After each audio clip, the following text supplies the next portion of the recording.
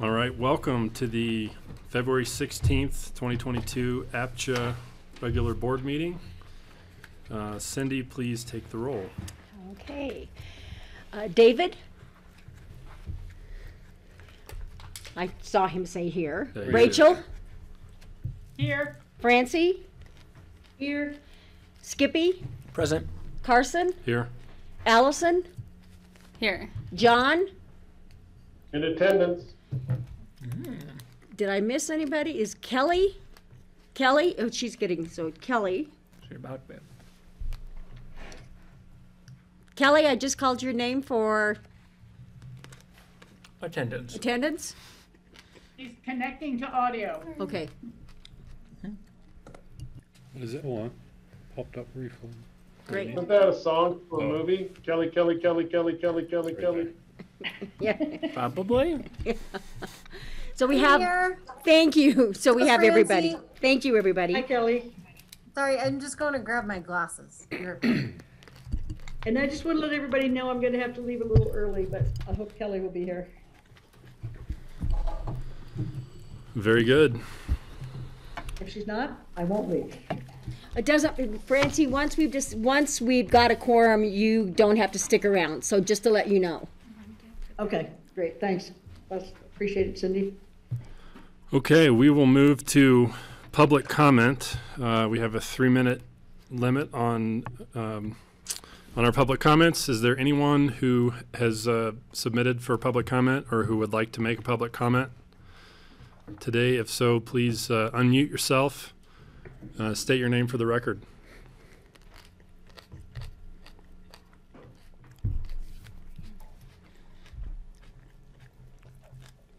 Okay, I'm not seeing any public comment. We will move ahead to Executive Director's comments and a staff update. So, Executive Director. Good evening, everyone. We just wanted to flag that we have been working closely with the Building IQ unit over at the city, and we did our first, or Cindy did it, our first, what do we call it, Cindy? Property information. Yeah, so we'll be doing many more of those, but they're quite in detailed, a lot of different data points there, but we're working hard with Building IQ. And then this morning we walked around a couple properties with Core, and we hope to be working closely with them in the future on a variety of things. We need to have a very good relationship with them, and we are working with them. And also, still the Facebook posts are going nicely, and we hope to do our first live chat in about a month. We were talking with the communications firm we work with yesterday, and in about a month we hope to do our first live chat. So I'll leave it there. Thank you. Can I ask a question? Yeah, go ahead. The first thing that you guys do Yeah. with Building IQ, is that sort of like taking the evaluation of? Okay. That's the climate action group. Yep. And it's working with them, and it's just starting off on the, what are they? They're not calling it benchmarking. Right, Calling it benchmarking. It is called benchmarking. Yes. Okay.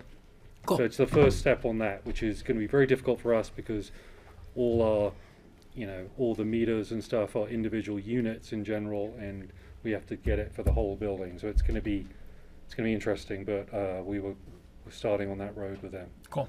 Thanks. I think I have that similar question with Core. Is that what?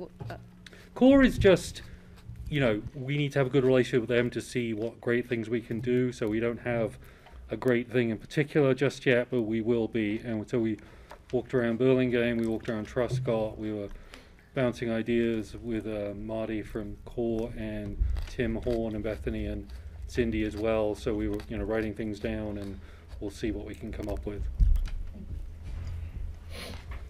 Very good. Cindy, signing up for notification available rental and sale units.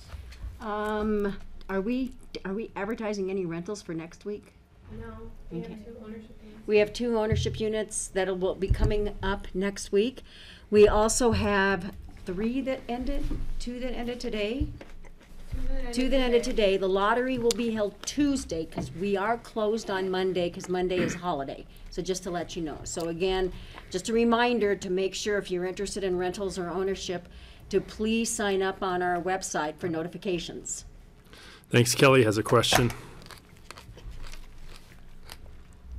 Yeah, thanks. I guess I'm wondering, and I might be behind on this when you guys talked about it, but on the benchmarking stuff, are you able to ask for that data from the utility? Yeah, I mean, that's one of the things we'll be looking at, but that's we haven't got that far yet. It's a long process, and we will be following up with them and figuring out the best way to do it.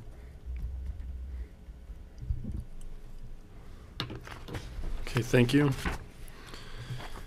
Okay, with that, we'll move to the consent calendar. Any additions, or the only item on the consent calendar are the minutes of the February 2nd regular meeting. Are there any additions, subtractions, changes? If not, entertain a motion to approve. I'll move. A motion from John. I'll second. And second from Allison. Ready for roll call? Okay, and it's a roll call vote. Allison, Approve. Carson, Yes. Rachel, Yes. Kelly, Yes. is that it? John, Yes. thank you. Okay. And so we're a little bit ahead of schedule. I don't know, is Chris on? Mm-hmm. He is. Hey, Chris. Hey, Chris. Long time. Long time no see, Chris. Didn't you just see him yesterday? So we've got, Monday. so Monday. Chris has a presentation on the Lumberyard development. So take it away, Chris. Sure. Thank you so much to the board for taking the time to hear the update. Thank you, Matthew, for setting this up. Did bring both an update on the Lumberyard and on the Burlingame Ranch Phase 3 project. And so if you only want to hear half of that, then please stop me. But I will go ahead and start to share my screen here in a moment. Did want to mention that there was a lot of materials that got put into your packet for this. And those are basically just the entirety of the memo and slideshows that were shown to City Council on Monday night. What I have here today is a significantly condensed version of the same. So I'm going to go ahead and share my screen and just let me know if it pops up the right way.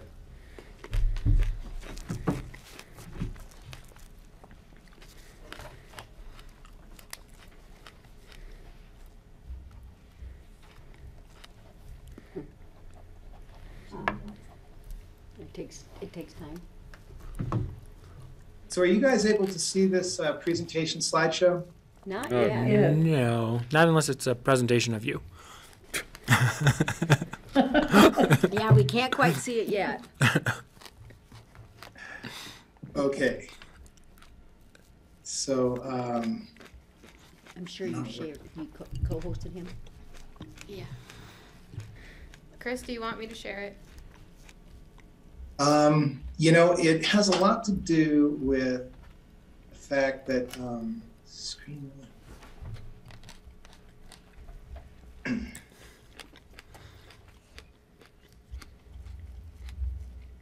That any better? No. Sure, Maddie. Why don't you go ahead and do it? Thought I had it all figured out.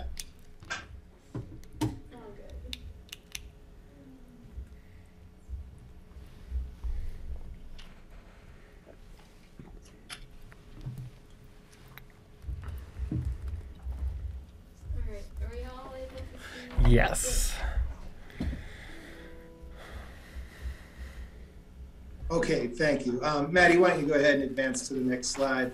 So like I mentioned, I have about 8 slides on the Lumberyard, and then, that could take maybe 20 minutes, and then about 5 slides on Burlingame Ranch Phase 3. If you're interested in hearing that, could be another 20 minutes. Maybe could try to get the whole thing into 30 minutes if possible.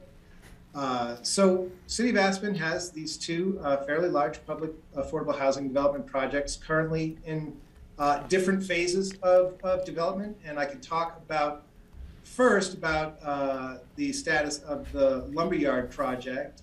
If you could advance to the next slide, please, Maddie.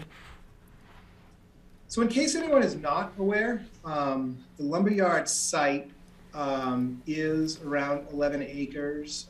It is located on Highway 82 across from the Aspen-Pitkin County Airport.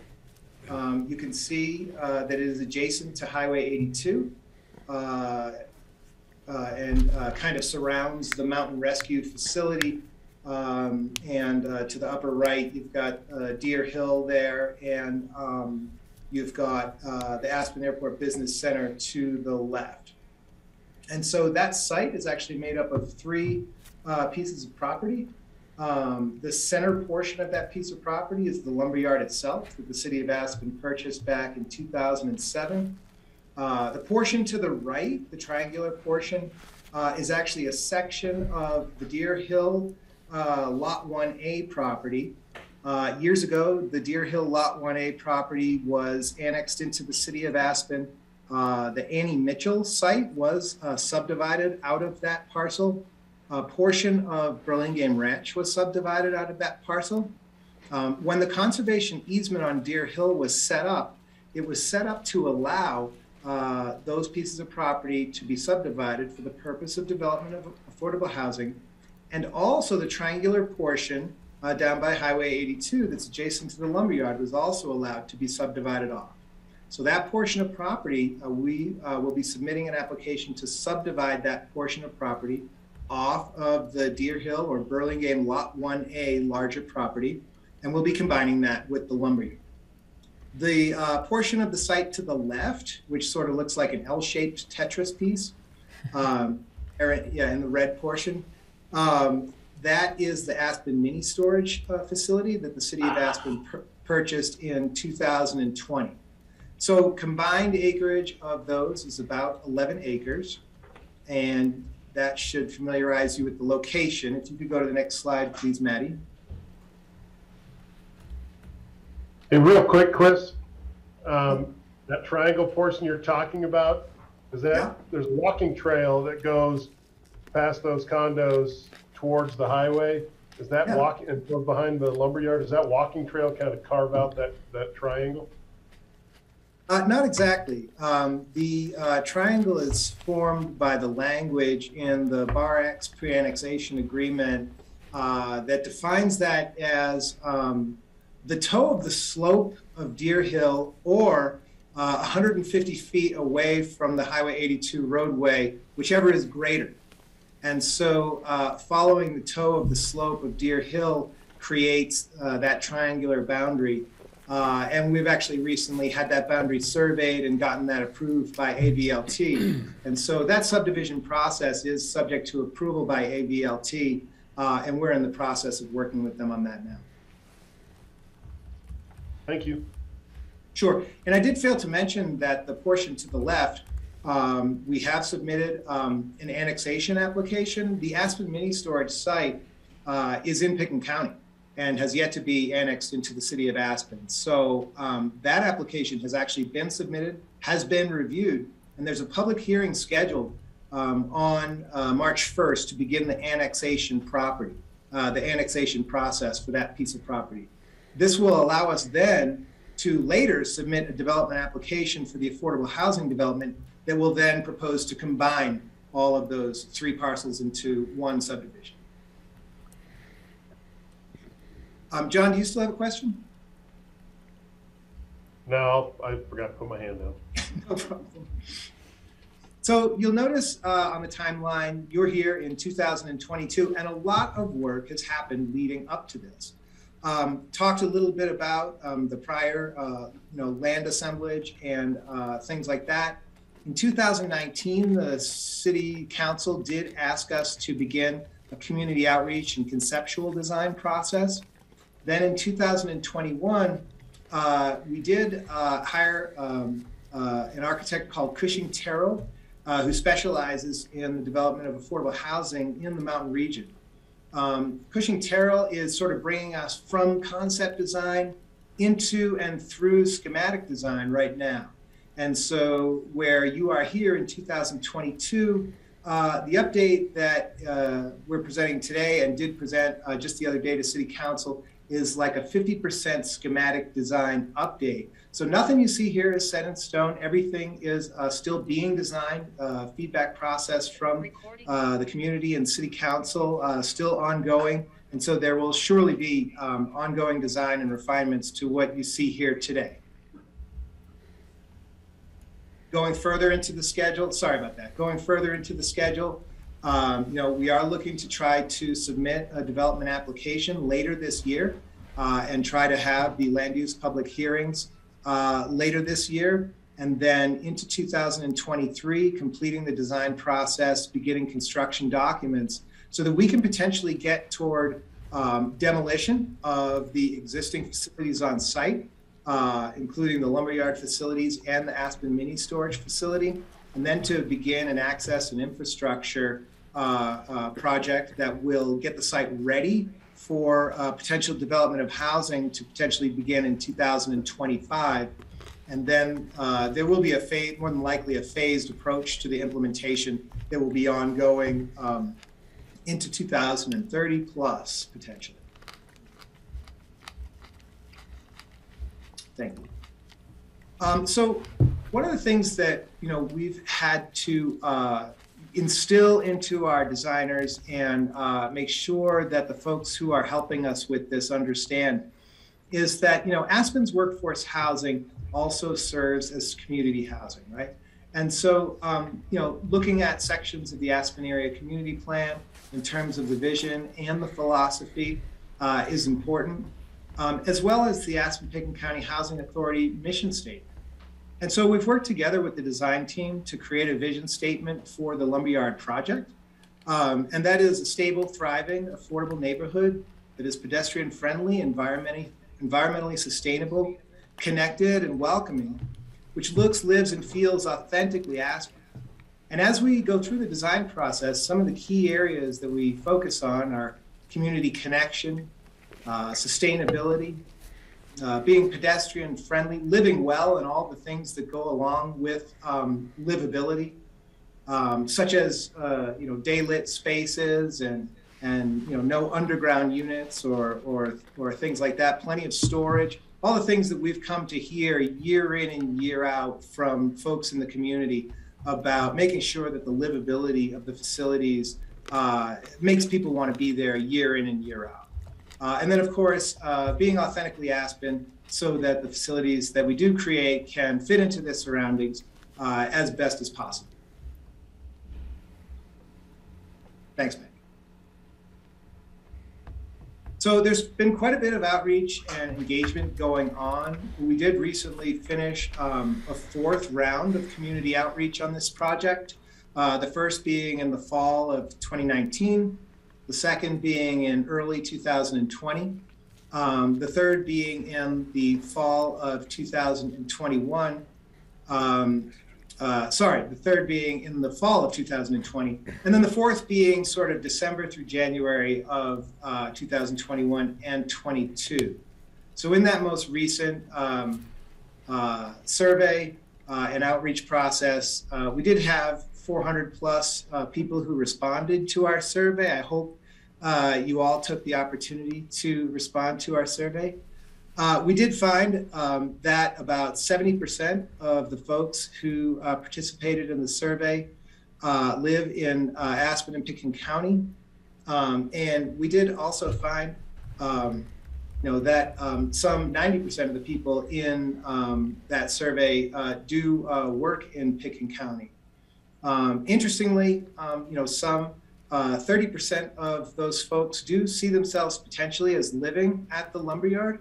That does mean, though, that about 70% of the folks weighing in on our survey don't see themselves as people who might live at the Lumberyard, but do see themselves as stakeholders to the process. So just a little bit of background there. The results of that survey have sort of been incorporated and built into what the design team has recommended to City Council, and you'll see some of that today. And then I'll also talk about the feedback that we did receive from the City Council on the most recent updates that you're about to see. In terms of sustainability, the City Council has adopted the Enterprise Green Communities Plus certification. That is going to include a 75% offset of energy consumption through on-site renewables, which is going to be a big goal for us.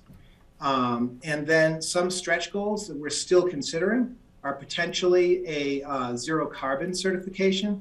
And that could include also the Living Building Pedal Challenge, which does provide that zero carbon certification opportunity.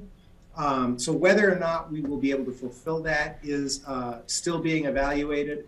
It does include some significant materials requirements related to embodied carbon. But in terms of like energy use, the facility will be all electric, and there will not be any on-site non-renewable energy sources used. The bottom item on that list there in the center, use of recycled water. We were evaluating whether or not we were going to be able to use recycled water from the Aspen Consolidated Sand District plant near the ABC.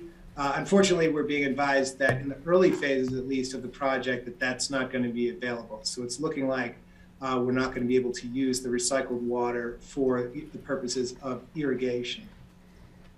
In terms of just other technical study, we do have a transportation impact analysis that is in process. There have been a lot of folks weighing in on the transportation impacts of the project.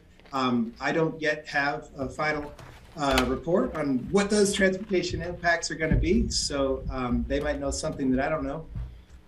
In terms of stormwater, grading, utilities, all of that engineering work is in process at the schematic design level.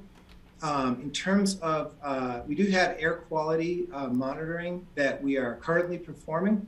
We've just gotten underway with some VOC air sampling on the site, which relates to looking for volatile chemicals in the air quality related to the presence of the highway and the nearby airport. So you may pass by the project site and see that there's a fence with some equipment inside that fence. That's what that equipment is doing. It's doing air sampling for that testing.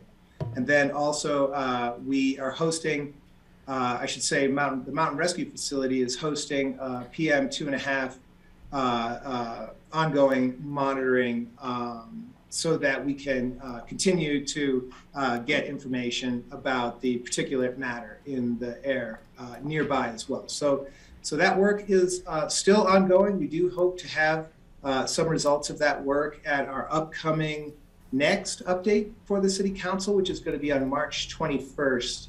And I'll talk a little bit more about what to expect for that.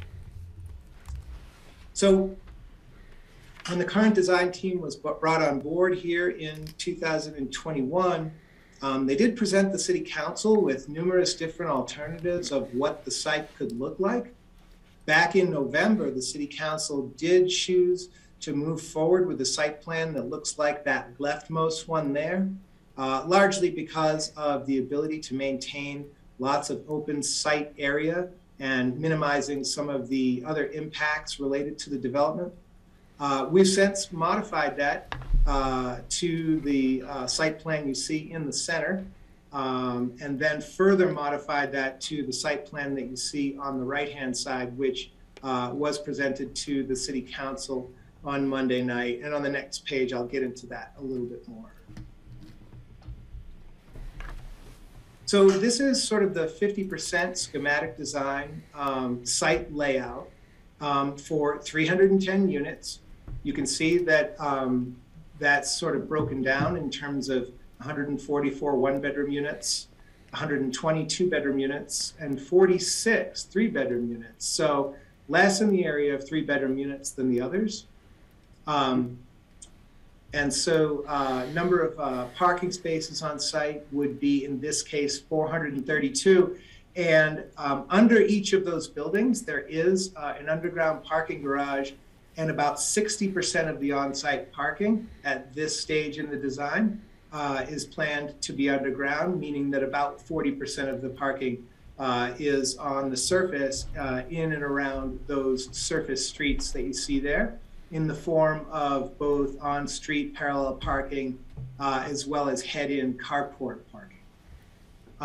So the bedroom count here you can see is 522 units throughout those 3 buildings. When you are heading in the down valley direction, that's Highway 82 at the bottom of the page, and heading from right to left is the down valley direction. So there will be a stoplight at the entrance to the Lumberyard, right near where Mountain Rescue is today. At that stoplight, if you turn right into the facility, you will enter in to largely a pedestrian area that is sort of a welcoming area into the site. We did mention the trails. And so if you'll notice the far right-hand side of the page, there's the trail connection from farther up valley that you're all familiar with today. And then that trail goes from right to left through the site and provides the opportunity to both continue up toward Annie Mitchell, which the trail provides access to today, or to continue to the left of the page and provide access to the Aspen Airport Business Center as well. You'll notice on the lower left-hand corner of the page that the frontage road does continue into the Aspen Airport Business Center. This is a connection along with the stoplight that's consistent with the previously adopted CDOT access control plan for this area. And so that portion of the site that you see with the stoplight and the frontage road is specifically designed to be in conformance with the CDOT access control plan that was adopted by both Aspen and Pitkin County years ago. Are there any questions about the site plan while we're here? Chris Allison's got a question. Hi, Chris. Sure. Hi. One, did you state the number of parking spaces? 432 is the number of parking spaces that's based on 1 parking space for every 1-bedroom unit and 2 parking spaces for every 2 and 3-bedroom unit. That is consistent with the City of Aspen Municipal Code. Thank you. And then if that stoplight is there, is that going to eliminate, right now there's a right-hand turn just past that to also get into the ABC? Will that remain, or will you need to use the frontage road here to get into the ABC? So that right in and right out for the ABC is not on our property, but it would be consistent with the CDOT access control plan that right in and right out would be closed off. We are in the process of performing due diligence, sort of led by the City of Aspen Engineering Department, to check with CDOT as well as with Pitkin County to see what triggers, from a regulatory perspective, the closing off of that. Since it is off our property, we don't have direct control over that, but it could be that there's some sort of CDOT connection related to the access control plan and related to the implementation of this stoplight at the Lumberyard that could then trigger a CDOT connection to Pitkin County to then go ahead and perform that closure. So we don't know exactly what are the regulatory sort of dominoes that need to fall in order for that to occur, but we are aware that it is part of the access control plan just the same as all the other pieces. Excellent, thank you. I think Kelly has a question. Thank you. Are there any bus stops designed into this layout yet? There is. As you enter from the highway and head towards that slightly tan area that's like a pedestrian area, there is a bus stop in that area. Part of the transportation impact analysis that is in process right now, it will be evaluating 6 potential different bus routes or shuttle routes through the Lumberyard property. So there are some differences between the 6 potential routes, and those are under review right now as far as what they could be. Some of the combinations of the routes kind of overlap with one another, but like, for example, we're talking about the differences between a standalone shuttle that would go from Ruby Park out to one stop at this site, potentially a standalone route that could go from Ruby Park out and loop around this facility, or could be actually an extension of the Burlingame route that comes also out to this site and then stops either at one location or circulates around this route. So we've got 6 different alternatives that we've been working with the City of Aspen Transportation Department on, and our engineers are going to be evaluating those in terms of the viability of those routes, the timing of those routes, the frequency of those routes, and the potential cost of those routes. So we'll be bringing that forward to the Aspen City Council when that report is available, and then there'll be plenty of dialogue about what potential routes may or may not be implemented. Thanks, Chris. And do you know, would this light have to be installed in concert with the move-in of the residents here? Did you know that? It has occurred that if the facility is phased, CDOT has very specific triggers or thresholds for when a light is required, what level of service triggers the need for a signalized intersection.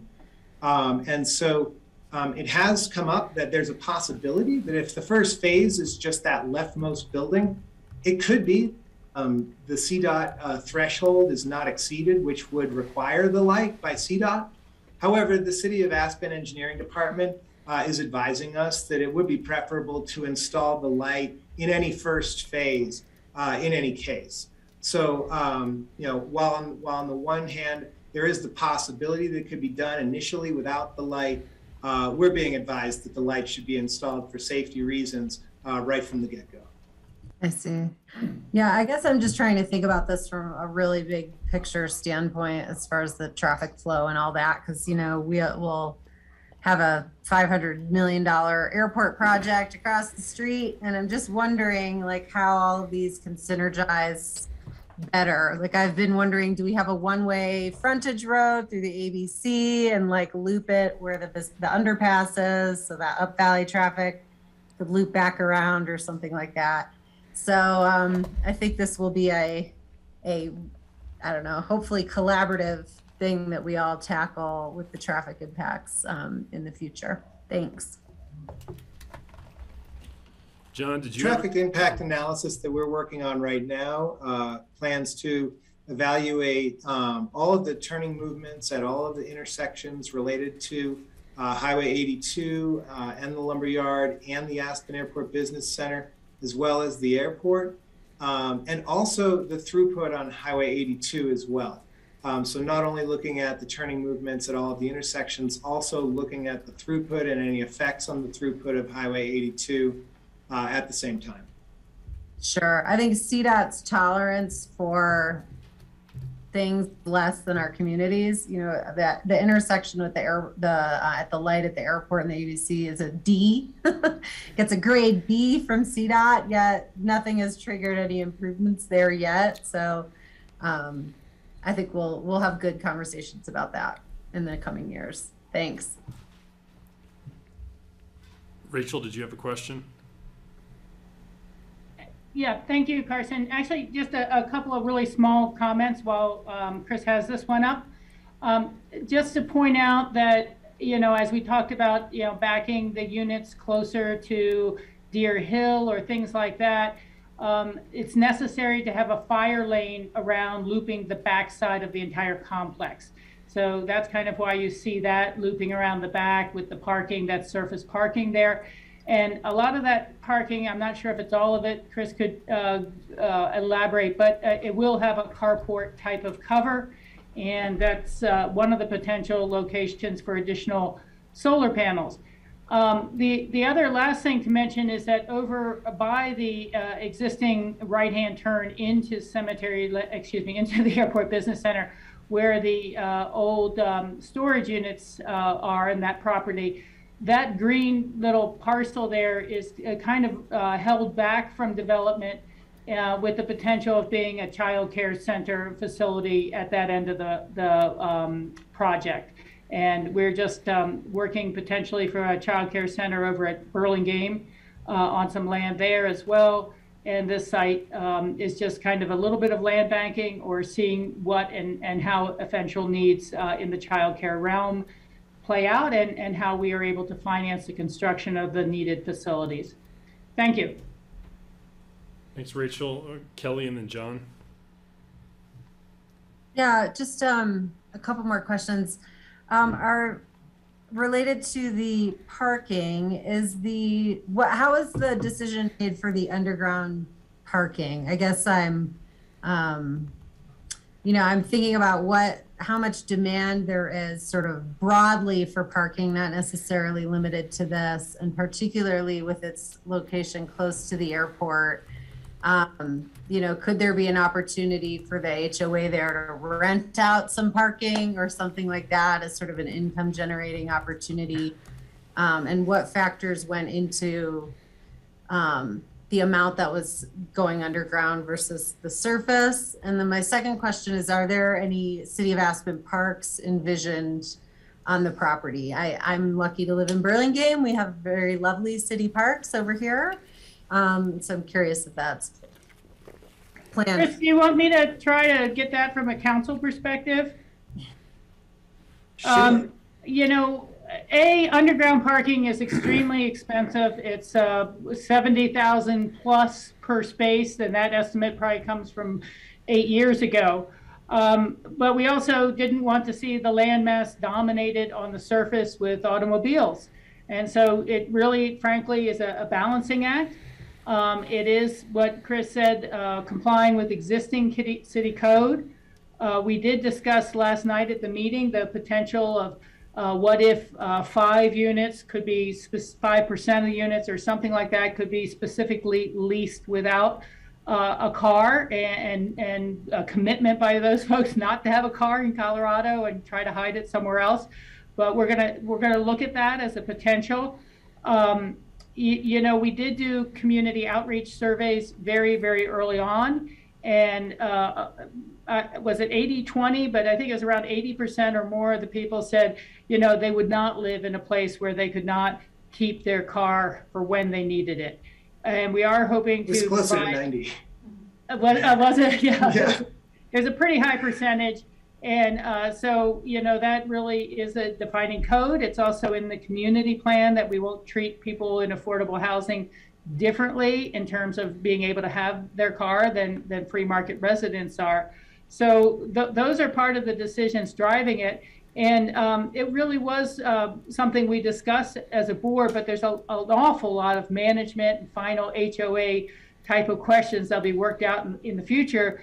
But we talked about, hey, if the parking is overbuilt by 10 spaces or 20 spaces at the end of the day, we might use those for parking for another project or for car storage or to help ease it along. So given the overall subsidies of the lands, I'm not sure the money would be able to accrue to the HOA for the structure, but having other spaces that we could use that might help us with some very constrained housing sites where people just want to know where their car is and that it's safely stored and they can pick it up pretty easily. So those are the major things I think we're looking at with that right now.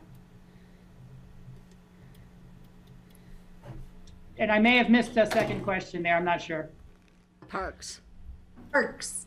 Oh, okay. No, we don't have any new open space parks out in this area planned. There is discussion that the design team could give you better about the individual spaces and how we're planning to use the open space to more actively. When you look at this picture to the right-hand side, the triangle portion, that would be the potential ownership units towards the end. And so you can see they have their open space a little more segregated by the building design itself. But they're looking to, kind of smaller spaces where you can just get away and sit under a tree to kind of larger areas where you might be able to throw a frisbee. But no, we're looking at the properties nearby, at the trails down to the Rio Grande, being able to go over to the Burlingame Public Parks. But no, with, was it 28 million or more in land cost from the housing fund, this site is pretty much all housing. Yeah, we are, Rachel, just FYI, and I may not have mentioned this in our public meeting the other night, but we are continuing to engage with the Parks Department about any potential sort of like pocket park opportunities. If you think about like Willa Park up at Centennial, it's very small, but it does provide things like playground facilities for kids, and it is maintained by the city as, you know, more of a pocket park in a larger subdivision. And so we are continuing to evaluate the potential for some opportunities like that. And so it may or may not fly, but we are still looking into that. And then as far as the choices related to underground parking, one thing that maybe I could have mentioned earlier is when we finished the conceptual design process, we hadn't quite been able to get as much surface parking as you're seeing here. And being that we were trying to do essentially, I mentioned Centennial, like double the density of Centennial, right? They've got about 148 units on some 10, 11 acres. This is double that on the same amount of space. And so coming out of conceptual design, we had 100% underground parking, again, with 432 parking spaces, all underground. And so as a result of the city council continuing to push the design team, challenge the design team, we've been able to take about 40% of the parking and bring it back to the surface. So a lot of the costs related to what might have been 100% underground parking has been deferred by keeping some of this parking 40% on the surface. Thanks. And sorry, one last question. What's the height maximum? Thank you. Yeah, these buildings are all 4-story buildings. Okay. With solar on top. Solar on top. And in fact, on the next page, 4 stories? on the next page, you'll get a better look at that center building is shown now on the lower left. So you can sort of start to get the idea of the size of these buildings. You know, when we were in our January work session with City Council, I think we pointed out like the North of Nell building, like the Aspen Square Hotel. I mean, this is the scale of the buildings that we're talking about. And I will tell you, and I'm sure Rachel may reinforce, that rendering is just a first pass. This is the first time we've been looking at buildings throughout this whole process. And so you'll see the upper level of those buildings and the roof lines are extended at an angle to host more and more solar panels. And yet it sort of starts to look like it's like as tall as a 5th story. And so the City Council did ask the design team to reduce that massing up at that roof on the 4th floor level so that that reads more like a 4th story rather than a 5th story, which might mean that the solar panels are then mounted on some sort of separate lightweight structure, which will appear lightweight on top of the mass of these structures, but in fact will not be actually a lightweight structure. It'll be holding up tons and tons of solar panels to provide 75% of the energy offset. And also to break up the massing, like the corner of that building where you see sort of the entryway. This building could be potentially broken up into 2 separate buildings to try to reduce some of the bulk and mass. So there's ongoing work to this. This was not a rendering that the City Council accepted at its face at all, but agreed that some of the articulation of the building is a result of the way that some of the 1-bedroom, 2-bedroom, 3-bedroom units are stacked and arranged. And you could see that a little bit in the floor plan at the lower left, how the different types of units cause that pushing and pulling and the horizontal articulation of the building. So quite a bit of work to do still on this, including starting to choose some, at least the look and feel of some of the material and color palette. What you see on the screen in terms of the color palette is not meant in any way to be anything final, It instead is just meant to show the different masses at this stage. And so there'll be continuing ongoing work. We are planning to meet with City Council again on March 21st. And that will be, Rachel, we're calling this now the March 21st, our 75% schematic design update, because we want to be able to spend the next 5 weeks on the feedback that we did receive from the City Council to try to make as much impact as we can with those refinements and with the feedback that you all provided, and thank you for that, so that we can try to capture everything that you're looking for and bring it into this design. So in just 5 weeks, this could look quite different, and hopefully it will be something that folks like a little bit more. Real quick, so I know John's had his hand up for a while. Just from a time standpoint, I want to try and have this kind of wrapped up around 5. We've already tabled our next agenda item once. So, John, do you want to go ahead with your question? Well, I think Rachel answered a lot of the questions. Some of it was why park it at all? Why not make it a model of a non-auto centric facility? The other question, because there are no parks, and this is speaking from experience, I dealt with some acrimony on a 3-story building from my fellow Pitkin County commissioners just a block away for the fire district on some affordable housing. So you guys are going to 4 stories here, and I think that the buildings look fine. I'm sure they'll turn out a lot better than this pastel colored thing that's put in front of me. But the neighbors, and I was surprised because I live in North 40, there was some negative pushback to have, because I'm sure a fair number of these 500 bedrooms are going to be occupied by kids, and the logical location for those kids to end up at a park is going to be the North 40 park. And as a fire district, we made a commitment to help with the maintenance and the costs for the North 40 Homeowners Association. But there's going to be some discussion, and has there been any outreach there to talk about North 40? Not that I'm aware of. The answer to your question is yes, John. We've had conversations throughout our 4 different rounds of community outreach over the course of the past 3+ years with many different stakeholder groups, including folks on the board with North 40. Yeah. Well, but one of the reasons why has been led to more traffic impacts in the ABC, and not so much impacts on park usage and whatever else. So both. I mean, people have focused quite a bit on the traffic. Again, I carry water back and forth between the community and the City Council and serve as the messenger. The City Council did in part select this particular type of site plan with larger buildings so that they could consolidate the dwelling units in larger buildings to free up more site area. I mean, there are acres and acres of site area here that will be available for folks to utilize for enjoyment.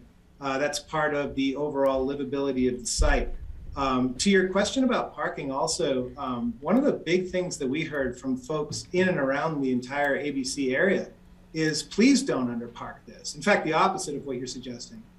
Because they don't want to see the impacts of more cars parked all over the place at the ABC.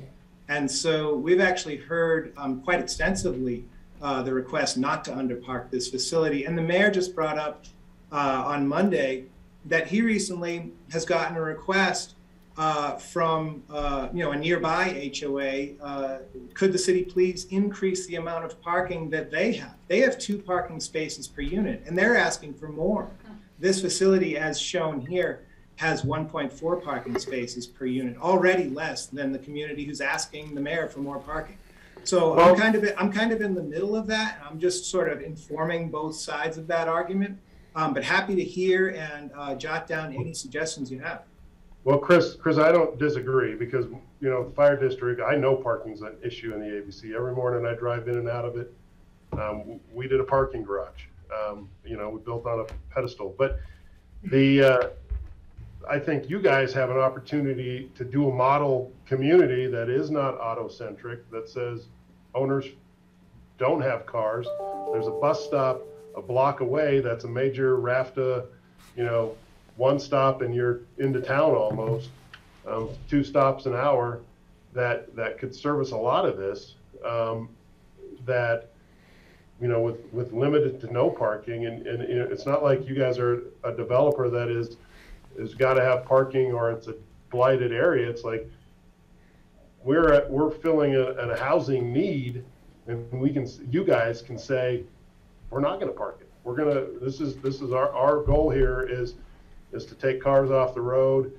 You use mass transit, you ride your bike. I mean, my plan for the summer when CDOT mucks up the roundabout is I'm walking every day. Yeah. I'm not getting in my car. You still need a place for your car. So the good thing about the points that you bring up, John, are that all of these points have been we've received input from the community on different sides of this, and we've brought all of that to the city council, and then they've debated all the different sides of this themselves as well. Like I said, our transportation impact analysis is in process, and we'll add further dimensions to this, and we'll also include the evaluation of the shuttle routes and recommendations on bike share and car share opportunities, which will no doubt be included one way or another in the end. And so I do feel like you've kind of hit on sort of the back and forth of all of the different sides of that angle. Yeah, I appreciate it. I'm sure there's smarter people than me working on it. Allison, did you have a question? Yeah. I'm just trying Chris, hard. I remember at this last open house, one of the questions was the interior entrance versus exterior entrance on this slide. It looks like you're getting into your apartments via hallway. Is that determined now for all the buildings? It's a mix of both. Okay. We did hear from about 70% of survey respondents that they do prefer the types of buildings that you access from like exterior decks, a lot like what you see at Burlingame, right? Provides that rustic feel. We all get the sense of dormitories and lousy hotels that these are going to be dingy interior corridors. So we're trying to focus with the city council on well-lit, welcoming spaces that are more like a nice hotel than are like a dingy dorm with a musty carpet. But at the same time, a quarter of the units will be accessible from the outdoors because all of the ground level units will be, we're working on providing access in and out of those units from the ground level. So on the ground level, for example, you could access your unit from that interior corridor or directly from the outside. With 4-story buildings, it's really difficult to have those walk-up exterior decks. And so the question was meant to understand people's preference, but difficult to implement with 4-story buildings at all, really. And you're putting in And some also sort of major regulated ADA percentage? Yeah, they have to. Yeah, as currently envisioned, we are trying to provide ADA accessibility to all levels of these units. That's so incredible. some of the spaces in the lower left-hand corner of this page, you see some of them are in red. Those are like staircases, but also elevators, and some are like maintenance storage as well. But those are some of the common areas. And so there will be elevators in all these buildings as well. Or at least I should say that's how it's planned right now. Thank you. And so, moving forward, I did mention some of the goals we have as far as, trying to get under construction in 2024. We've yet to even start working on a development application. Want to make sure that we are getting closer to the completion of schematic design before we are writing that development application. But that's coming fairly shortly, we think. And also keeping an eye on that March 21st update with City Council. That will be 75% schematic design. And you should be seeing some changes that will be recognizable changes to what you've seen here today. And then, if there are any more questions, or we could do that, or jump into the Burlingame 3, or table that if you like. What do you think? Well, I would just, John, I really appreciate you kind of sharing your thoughts, and at least for me, it would be super valuable just to kind of go around the horn and just kind of hear how this hits each of you, not for our response at all, but just so I can kind of take notes and be mindful, and Rachel too, going into our future meetings. I'm not going to start that off. I mean, I haven't said anything. I mean, I'll jump in. I mean, I mean, to me, I think that this looks great. I mean, I understand the parking and trying to minimize the car usage. I think that's a lot easier done in a larger city. I think just the reality of, you know, camping and hiking and everything else that requires a car to get to a trailhead, I think you're going to have a lot of people with cars. I think Rachel's point about not discriminating against affordable housing versus the free market is well made, and I think it looks great. I think it's a good density. I think it's a good mix of, I think the underground parking versus the surface parking looks to me like that's a good mix of not having parking across the whole site. Also nice to have some underground parking. As I look at our next agenda item, you know, for right sizing, I mean, are there people who might say, yeah, you've got an underground parking spot and I've got an elevator and ADA accessible, you know, sign me up for one of those, right? So I think that, I think you're on the right track, and I think this looks great. Awesome. I think I think it's fantastic. I'm really glad that the community and council has taken the stance of trying to get as many people on site and housed and treating them like they're real people who drive to work just like John, or who drive to doctor's appointments. It's not even recreation. Like we live in rural America. And so I do think everyone deserves the spot for the car. I'm a little disappointed that there's not commercial, or if there's commercial, it's childcare, and that childcare is being addressed in multiple other places. One of your points is community. I think that in your objectives there, like the last one was like creating this, I feel like I'm coming home to my neighborhood. As someone who absolutely loved living in the ABC but didn't have a washer and dryer, for instance, like there's lots of little amenities that I think could create community, could make you feel like you have been served even if you don't have kids. And, you know, even gathering spaces for that neighborhood. I don't know if you have like an HOA common room where you could have it for your kid's birthday party, those kind of things. So I think, and maybe we traded it in lieu of getting a couple more people housed so they can live here and have a wonderful life. But I do think that the ABC is super ripe for amazing, like local new businesses that are community serving. And I wish we were using property that we have control over to do something about that.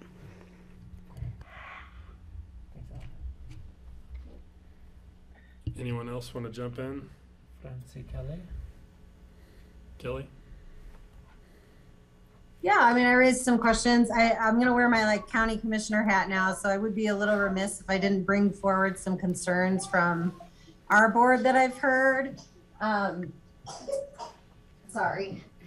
Mainly being, you know, that it's been tough when there's been different jurisdictional projects that we haven't been able to like all collaborate on or let our master plan inform or things like that. So I know that there has been concern from our board on that. There's been concern about related to the airport and, you know, just its closeness to the airport, and whether the FAA will have a problem with that. And I'm sure you guys have all been, and your staff has all been flagged to that. I would also say though that, you know, there's been a lot of conversation related to housing and a lot of criticism, I think, about our use of housing.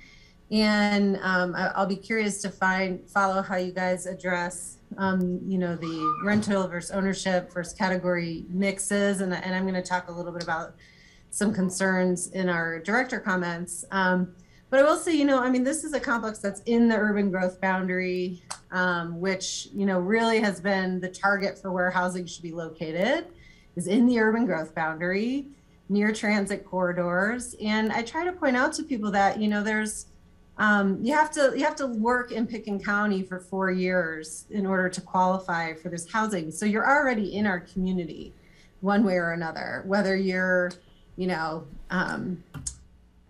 commuting in, one of the 8,000 people that commute in every day, or already living here.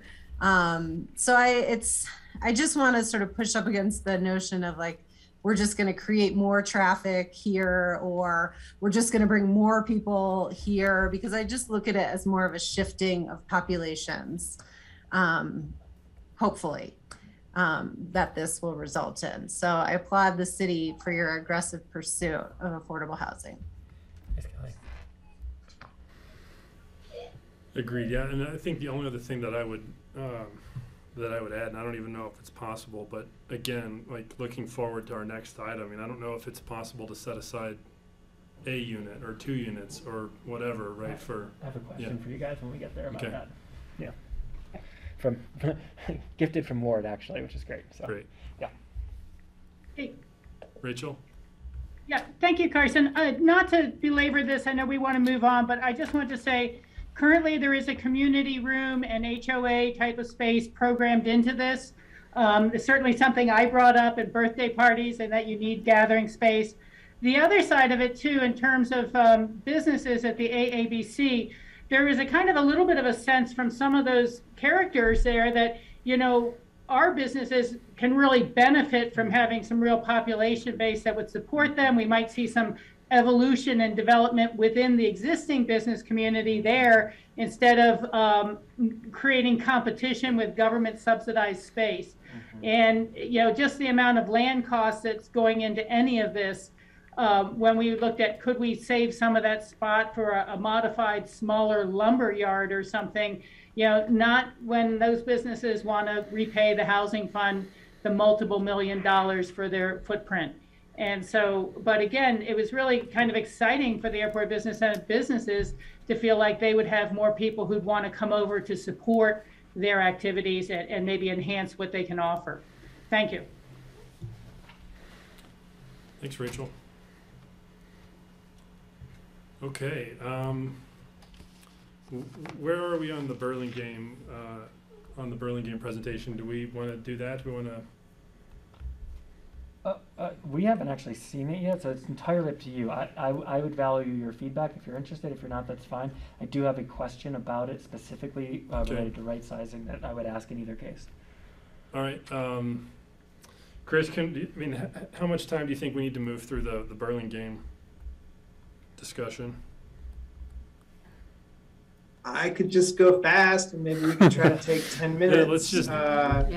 Might be some questions that result from that. Sounds great. Go ahead. Amazing. Okay. All right. So the Burlingame Ranch Phase 3 project was approved from a land use perspective way back in 2011. So the City Council did direct the staff in 2019 to begin the outreach and design process. The Phase 3 portion will deliver 79 new affordable ownership units to the community. We are using factory-built modular construction for the project, and it is about 65% complete in its construction right now. Construction did begin in 2021, at which time we were able to start the process of doing the on-site construction, while at the same time we were getting going with the factory-built construction in the factory and being able to do that concurrently.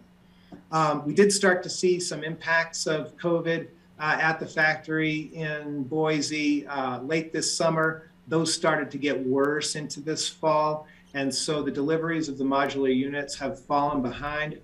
And so the September 2022 completion was meant to be completion of all of the buildings, so that we could take the time to do occupancy while double checking our quality control in the process. Now, because some of that process has fallen behind, the staff is now evaluating the opportunity to do a phased occupancy. We did a phased occupancy for the prior phase of Burlingame. It doesn't mean that it's the end of the world. Right now, we're trying to figure out whether or not we can make the first 3 or 4 buildings available in something like October of this year. and then continue to complete the rest of the buildings and bring those on board either later in the year or into early 2023. So some schedule impacts are still in process, and we're trying to evaluate the possibilities right now. But still a chance we can be on track to deliver a good portion of units this fall. So yeah, and so right now we've been working with APCHA staff and are recommending that we use a lottery process to fill these units at Burlingame Ranch Phase 3. If you recall, Burlingame Ranch Phase 2 was, we utilized like a lengthy process to get reservations where folks had to put down $500 refundable deposit, maintain that deposit for some time while we completed the development and then brought in sort of the phased occupancy. Working together with the APCHA staff, everyone agrees that a lottery process is something that we recommend. Of course, applicants will be required to satisfy APCHA regulation eligibility. They will be required to have their updated tax returns and documentation. There will be typical fees for qualifying and bidding. The unit sales prices will be based on the maximum unit sales prices based on the APCHA regulations. The applicants will be required to submit a pre-qualification letter, or at least this is what we're recommending, for when we have to do lots of lotteries. And Pam's probably breathing a sigh of relief that we're not trying to deliver all 79 units at one time now, right? Pre-qualification letter from a mortgage lender just helps the entire lottery process and the award and getting people ready for their mortgage. It just helps move everything along more smoothly. And then there will be closing fees that will include a capital reserve contribution at the time of sale, no different than there was for the prior phases of Burlingame Ranch. Oh, and I should continue to mention that City Council has not reviewed this yet, and so this is just the recommendations that we're planning to make. As we look at just a few different sources of information related to establishing the categories, I did mention that the Burlingame Ranch Phase 2 process was a process of reservations. That allowed us to set the unit categories based on whoever walked through the door. And so we had like a real-time study in the demand for the units based on how many people in each category were placing reservations. And so this process is a little bit different. We do plan to establish the unit categories. Want to make sure we're looking at lots of different data sources. So in the upper left-hand corner, you see, based on the past 5 years of APCHA lotteries for sale, there have been 219 for sale lotteries with 1 to 3 bedroom units in particular, which match the unit types of Burlingame, right? And so just graphically, on that graph, you can see that some of the higher areas of bidding in like category 4, 2, and 3 bedrooms in the yellow, and then category 2, 1 bedroom units, the highest levels of bidding. And then you can also see in the orange category 3 and 4 1 bedrooms, very high levels of bidding on those units. And then as far as the category 2, 2 bedrooms, and category 3, 3 bedrooms, still strong bidding there. And even noteworthy bidding in category 5, 1, 2, and 3 bedrooms, as well as category 2, 3 bedrooms. Another set of information that we're looking at is the market study that EPS put together for us for the Lumberyard.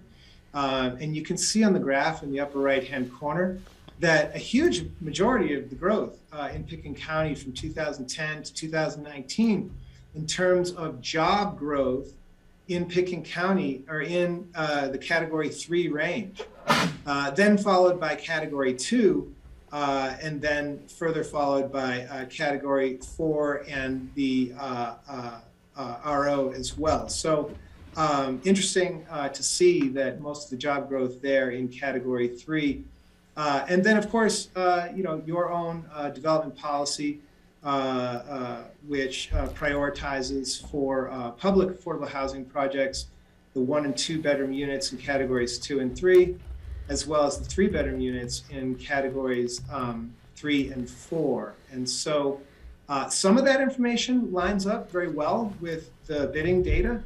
And then if we sort of try to put all this together, it would be nice to have some empirical formula, right, to just be able to give you the answer. But since we're trying to use lots of different sources, if we do go to the next slide, we see the top is the actual as sold category Kelly, program. Chris, real quick, Kelly has a question. Sure. Yeah, thanks. I appreciate, I was looking through this in our packet and I appreciate it. And I just would maybe offer to send some additional information that we recently got from the demographer's office. Because, you know, what we heard from the demographer's office is that we lost jobs from 2008 to 2019. And also they gave us a strata of our jobs by sector for 2019, which predominantly shows that the economy of Pitkin County is composed of low and mid-wage, what they categorized as low and mid-wage jobs. And just for reference, the maximum that they were referring to in that mid-wage category was $62,000 a year, which is less than what the HUD AMI is for one person for 100% AMI of $74,000 a year. So I think the picture is a little more bleak than what EPS study shows. And, you know, I just would offer, if it's okay, I'm just going to send some slides along to you that we received the demographer's office to take into account when you think through this. I mean, it's, and I'll talk a little bit more in director's comments about some other thoughts on this, but, you know, we really are an economy of low wage workers. And, you know, I just would keep that in mind when thinking about category assignments for all of any housing. Thank you. Kelly, I would really appreciate if you could send that to all of us too in full form. I would love to see that. Yeah, thank you so much, Kelly. And I'd love to get my eyes on that because the picture that EPS did paint was fairly bleak. Part of what they showed us is that the Roaring Fork Valley as a whole has experienced a loss of, you know, category 1 and 2 households altogether. And so, you know, it is definitely important for us to continue to try to provide housing for the lower end of the scale. In looking at this particular development, I mentioned that it was approved back in 2011, and the program was created together holistically with phase 2 and phase 3 together. So when we do look at the number of units that are available in this phase, you'll notice that many more of them are 3-bedroom units. And because many more of them are 3-bedroom units in this case, we look at the category 3 and 4 areas and the large amount of bidding that we get on 3-bedroom units from category 3 and 4 units, and also the priority given in the APCHA development policy to 3-bedroom units in categories 3 and 4. And so that's why what you're going to see is in fact a recommendation to actually slightly skew the income levels toward less to the category 2 income level because it's a lot of 3-bedroom units. And so on the next slide, you'll sort of see that on the bottom of the page. If you look at the unit totals for the 1-bedroom, 2-bedroom, and 3-bedroom, you'll see that there's 37 3-bedroom units.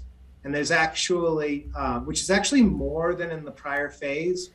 And so we've got slightly less 1 and 2-bedroom, particularly less 2-bedroom units in this phase.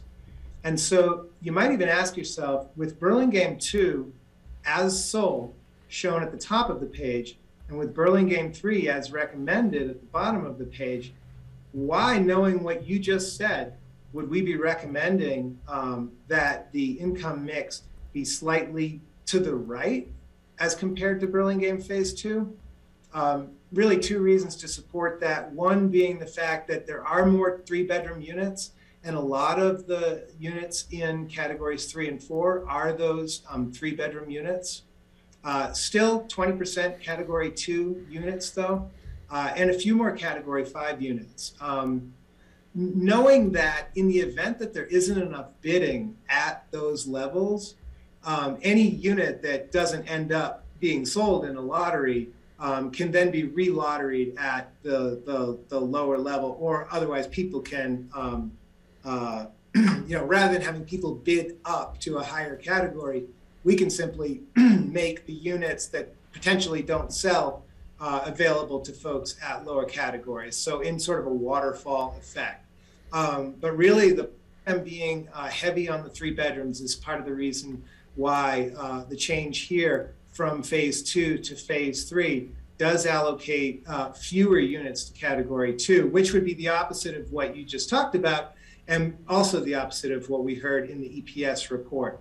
But part of that also relates to what's prioritized in the APCHA regulations, and also what we see as far as the history of lotteries and the heavy amount of bidding on those 3-bedroom units at the category 3 and 4 levels. Again, it's just a recommendation. The City Council is yet to weigh in on this, and so any input you have can help to inform that. Yeah, and I would just say, this comes to, like, for me, the foundation of our affordability study, updating our affordability standards as well, which is directly, I think, in our purview to help guide appropriately. So thanks. Skibby. Chris, how many total bedrooms in the 79 units? Off the top of my, I have the information, Skippy. I just can't make you wait while I look for it. Okay. It's going to be around 175. That's fine. Yeah, just a rough is cool. Thank you. And one of the things that I would like to comment really quick, we've had in phase 2, we did have some category 2, 3 bedrooms, and those households that were in there, it was really hard for them to make ends meet with the HOA dues and everything. So that is another thing that we really struggle with as well. And we have less people going for the category or the 3-bedroom category 2s than we do in the category 3 or the category 4 as well.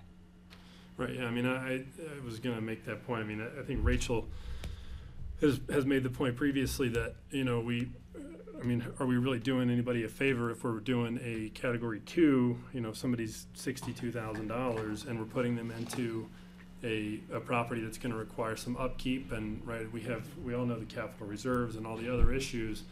In my opinion, the category 1s and 2s should be more rental and not so much sales until we sort of have a defined plan of how we're going to address some of the capital reserve issues that we already have right now. Right. Allison. Chris, back on the slide with some of your recommendations for the lottery. I think that's great to use APCHA and use the lottery process and not do the reservations and the money down. But I do think that collecting some sort of interest list ahead of time would benefit APCHA and making that smoother. So, even as they go along, if you have a concentrated contact list of people who are going to want to see those come online. Similarly, I think it would be helpful to gain some insight on availability to interest in that way, because if there's very little chance of winning, I'm pretty strongly against you asking people to get pre-qualified. I don't think that APCHA should play the bank role, and I think that's a pretty big burden. You're kind of locking in rates. You start getting hounded. You have to get so much paperwork together. You're not locking in rates when you get a pre-qualification. That's helpful to know. Just a pre-qualification letter. Okay. Yeah. I don't think it's necessary, and especially, if you have 80 people on the interest list and 79 units, yeah, let's get the ball rolling. I think there's work and false hope involved in that isn't really APCHA's or the city's role.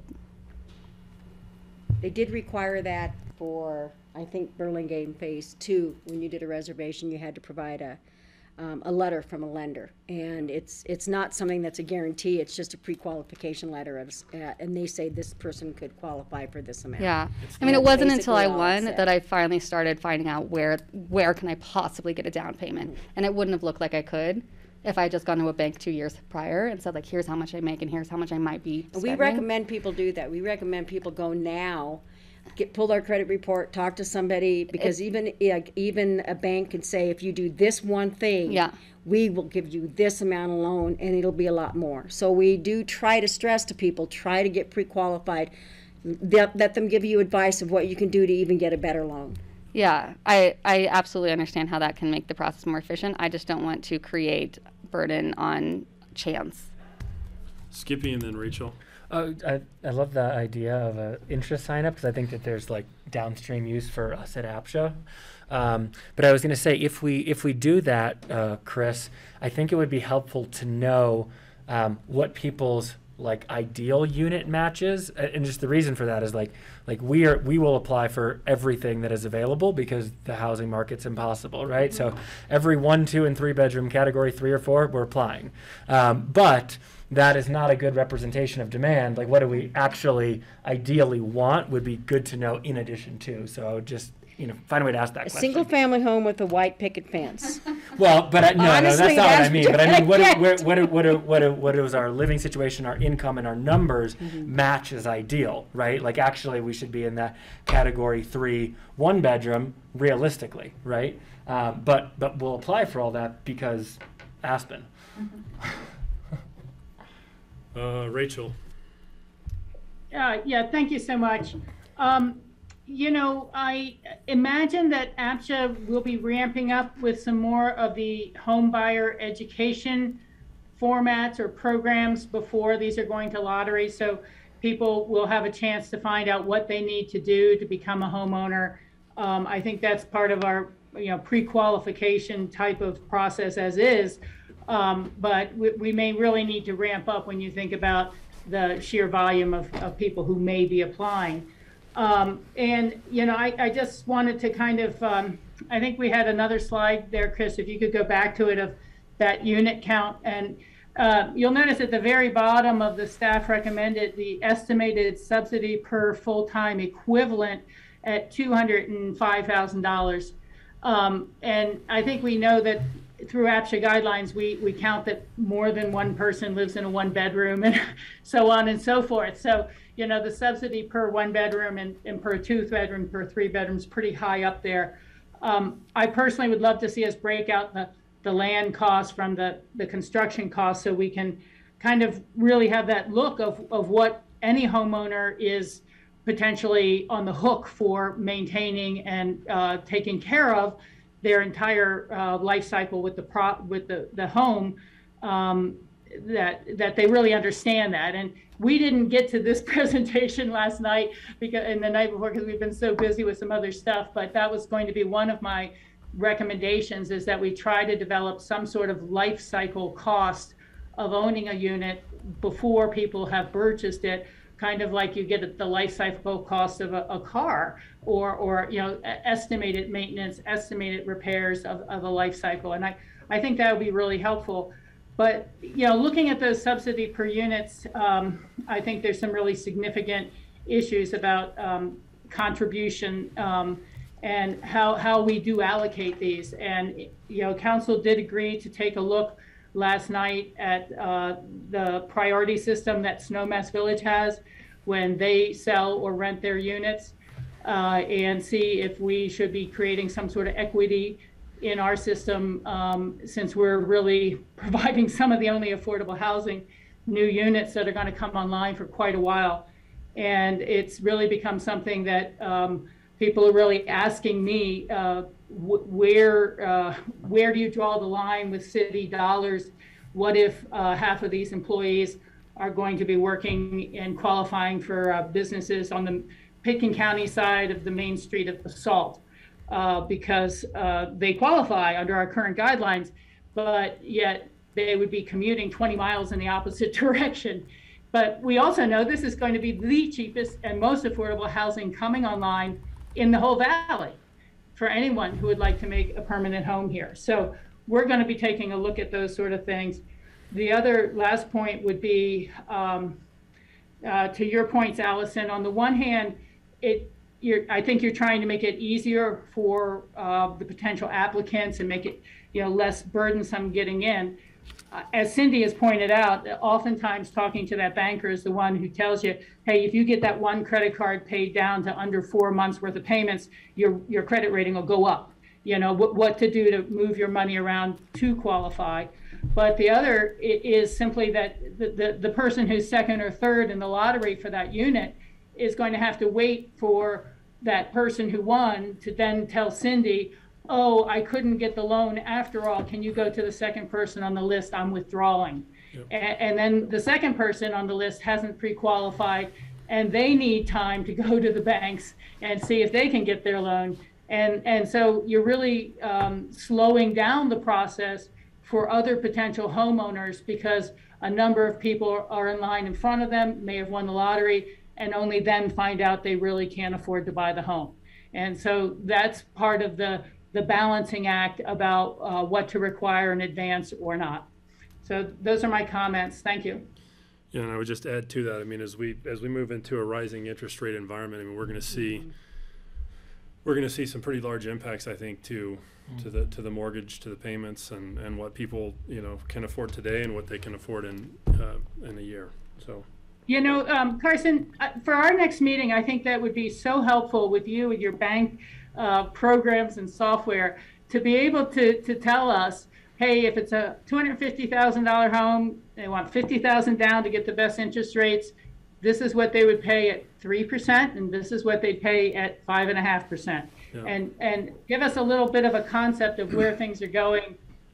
Because the other thing that Chris had said, and we haven't really discussed this as a board yet, or the council either, is starting the units at the max of the category.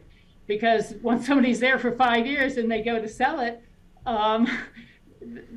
who can buy it? They're already above price of the category, and we need to look at that dynamic as to whether some should be started at the mid category so they don't immediately raise up to people who should have an income of category 4, through like that, through the appreciation. Thank you. And just to give you a little history on that, the city and the properties that they developed, that's what they did is their sales price for a brand new product was in between the categories, like category 2 and 3, that would be in between category 2 and 3 until Snyder was built.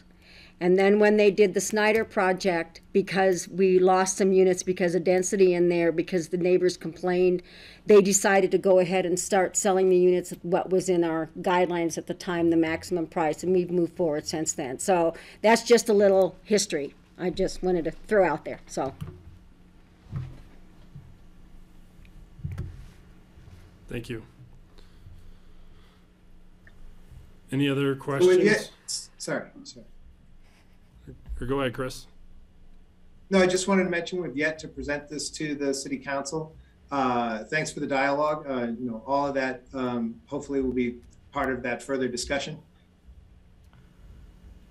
Scooby? Yeah, so would love feedback from you all to bring back to our board. It's actually kind of fortuitous. We haven't had this conversation yet.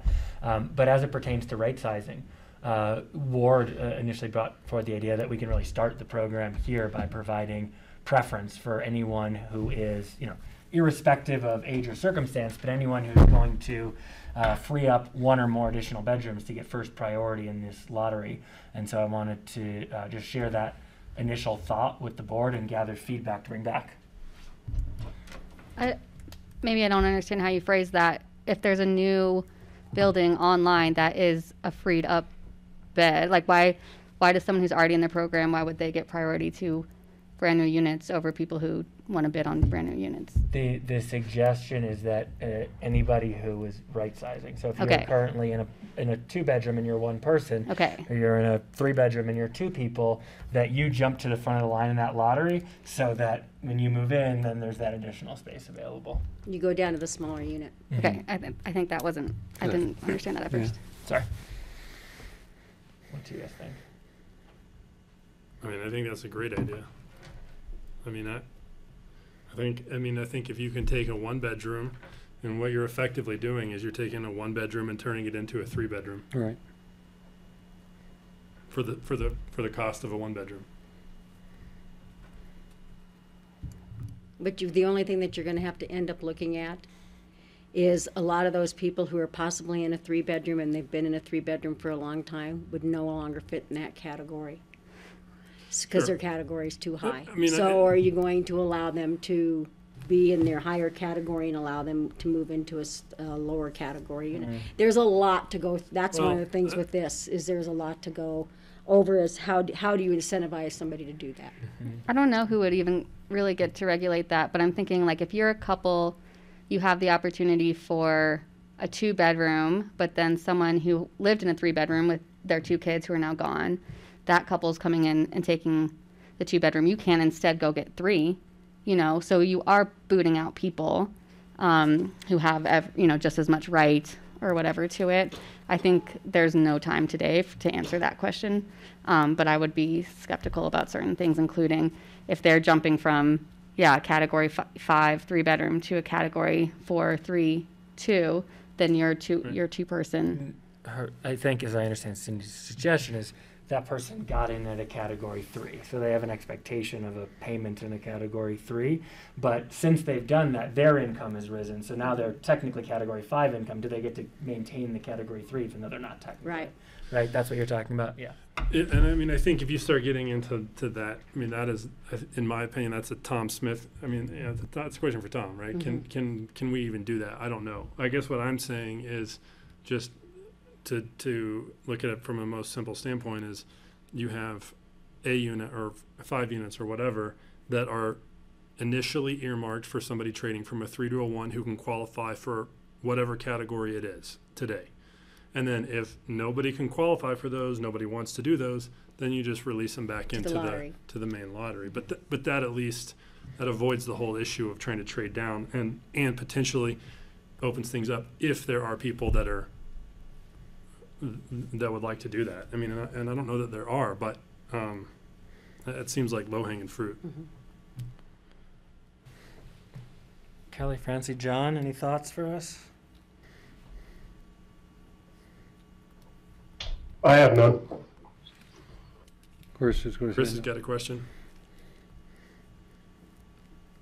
I think sorry, not totally my place. I just happened to be in the room while you guys are having the discussion. And if I may, my only caution would be, of course, the backfilling of the units that get vacated, super important, who gets excluded, and then the opportunity for someone else to backfill the unit that they're leaving, all super important. My only caution is, if a policy is to be implemented, please consider trying to make that policy development neutral, in that it's a policy that can work for either new developments or for resales potentially, so that you have the ongoing ability to continue to downsize people, even if there is not a new development available for a landing place. If there happens to be a new development available as a landing place, great. But if there isn't, it would be nice if the program were somehow able to work for resales as well, so that when there are no new developments from time to time available, that program could continue. That was just a suggestion. Love that. Thank you, Chris. Okay, any other comments or questions on this? No? All right. Well, thank you, Chris. That was valuable, and I think we got some good comments and input there, hopefully.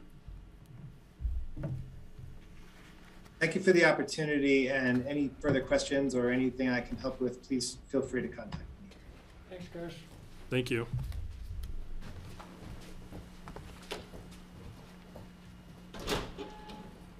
I mean, Rachel, real quick, just to give you on the on your question, the difference in interest rates, 3.5 versus 5 on a $250,000 mortgage. It's a difference of $11.22 a month versus $13.42 a month for 3.5 and 5%. I mean, yeah, about. You're on mute, Rachel, but yeah, my first mortgage was 7.5%, and it was $150,000. It was a $1,300 payment on a house in Yakima, Washington, but it, 3% would have made a huge difference in that mortgage payment too. Yeah. I got into my Hunter Creek at 8% in '88, so. Yeah. All right. Well, with that, we've got our discussion on the voluntary incentivizing right sizing, and I believe Cindy has some history for us. And looking through this, the history that I see goes back to 2004, so a lot of history. That's a lot of history, and that's actually when we first started talking about doing something with regards to this issue of, is there a way to incentivize people to move into smaller units or to move out of the program? And again, I cannot state this more than anything else. It's a voluntary program. It is not something that we are going to force anybody to move out of their units. And I want to make sure that everybody realizes that it would be a voluntary incentivizing program that we're working on to either incentivize somebody to either move to a smaller unit or incentivize them to move out of the program after they've, and it is basically after they've retired. Or when their children or whatever leave and they don't need those bedrooms anymore and they want to move into a smaller unit. So that it's their choice. It's not something that we want to force anybody. So I can't stress that enough. But we did start talking about it in 2004. In 2008, obviously you can tell we've been talking about this a lot. In 2008, the city had requested the formation of what they call a citizens budget task force, and it was about 23 members, and they had different topics that they talked about. One happened to be affordable housing, and so it was a housing committee that they sat on to provide suggestions and of how best to, are there any other additional ideas? Should they take the ball and run on something if it made sense? So, because the Housing Authority, because we oversee a program of over 3,000 units, staff itself didn't have the time to really delve into some of these major issues. So this group eventually ended up being turned into what was called the Housing Frontiers Group. And the Housing Frontiers Group did include a couple of staff members. It did include a housing board member, and at the time it was Marcia Goshorn. We had Phyllis Matisse from the county on it, so we had a county person. We had a couple of public people who've been very involved in the city, just in volunteering and things like that, who really cared about this program. And Pam Cunningham was one of them, and Jackie Casabak was one. At the very beginning, at the beginning of it, we had Andrew Cole. I don't know if anybody remembers Andrew Cole. We had Pete Loris, which was a financial guru that sat in on this. So it was a pretty exciting things to sit down and go over some of this stuff. When we were talking about the trade downs, I can remember things on the board going through what we thought, what could we do to incentivize people to go into a smaller unit, or what would they be interested in actually moving out of the program. We do realize that if you're moving out of the program, more than likely you're moving out of the area. And in the packet that I have provided, there's lots of minutes. There's some potential things that we took to the city.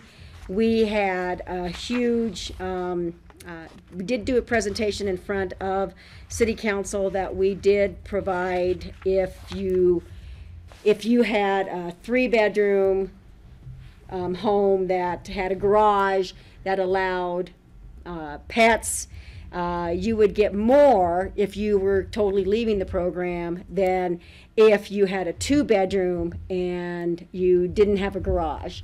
So you would get, and it was monetary. It was monetary. It was a monetary payment in order to incentivize people. We did do a survey. There were maybe one or there.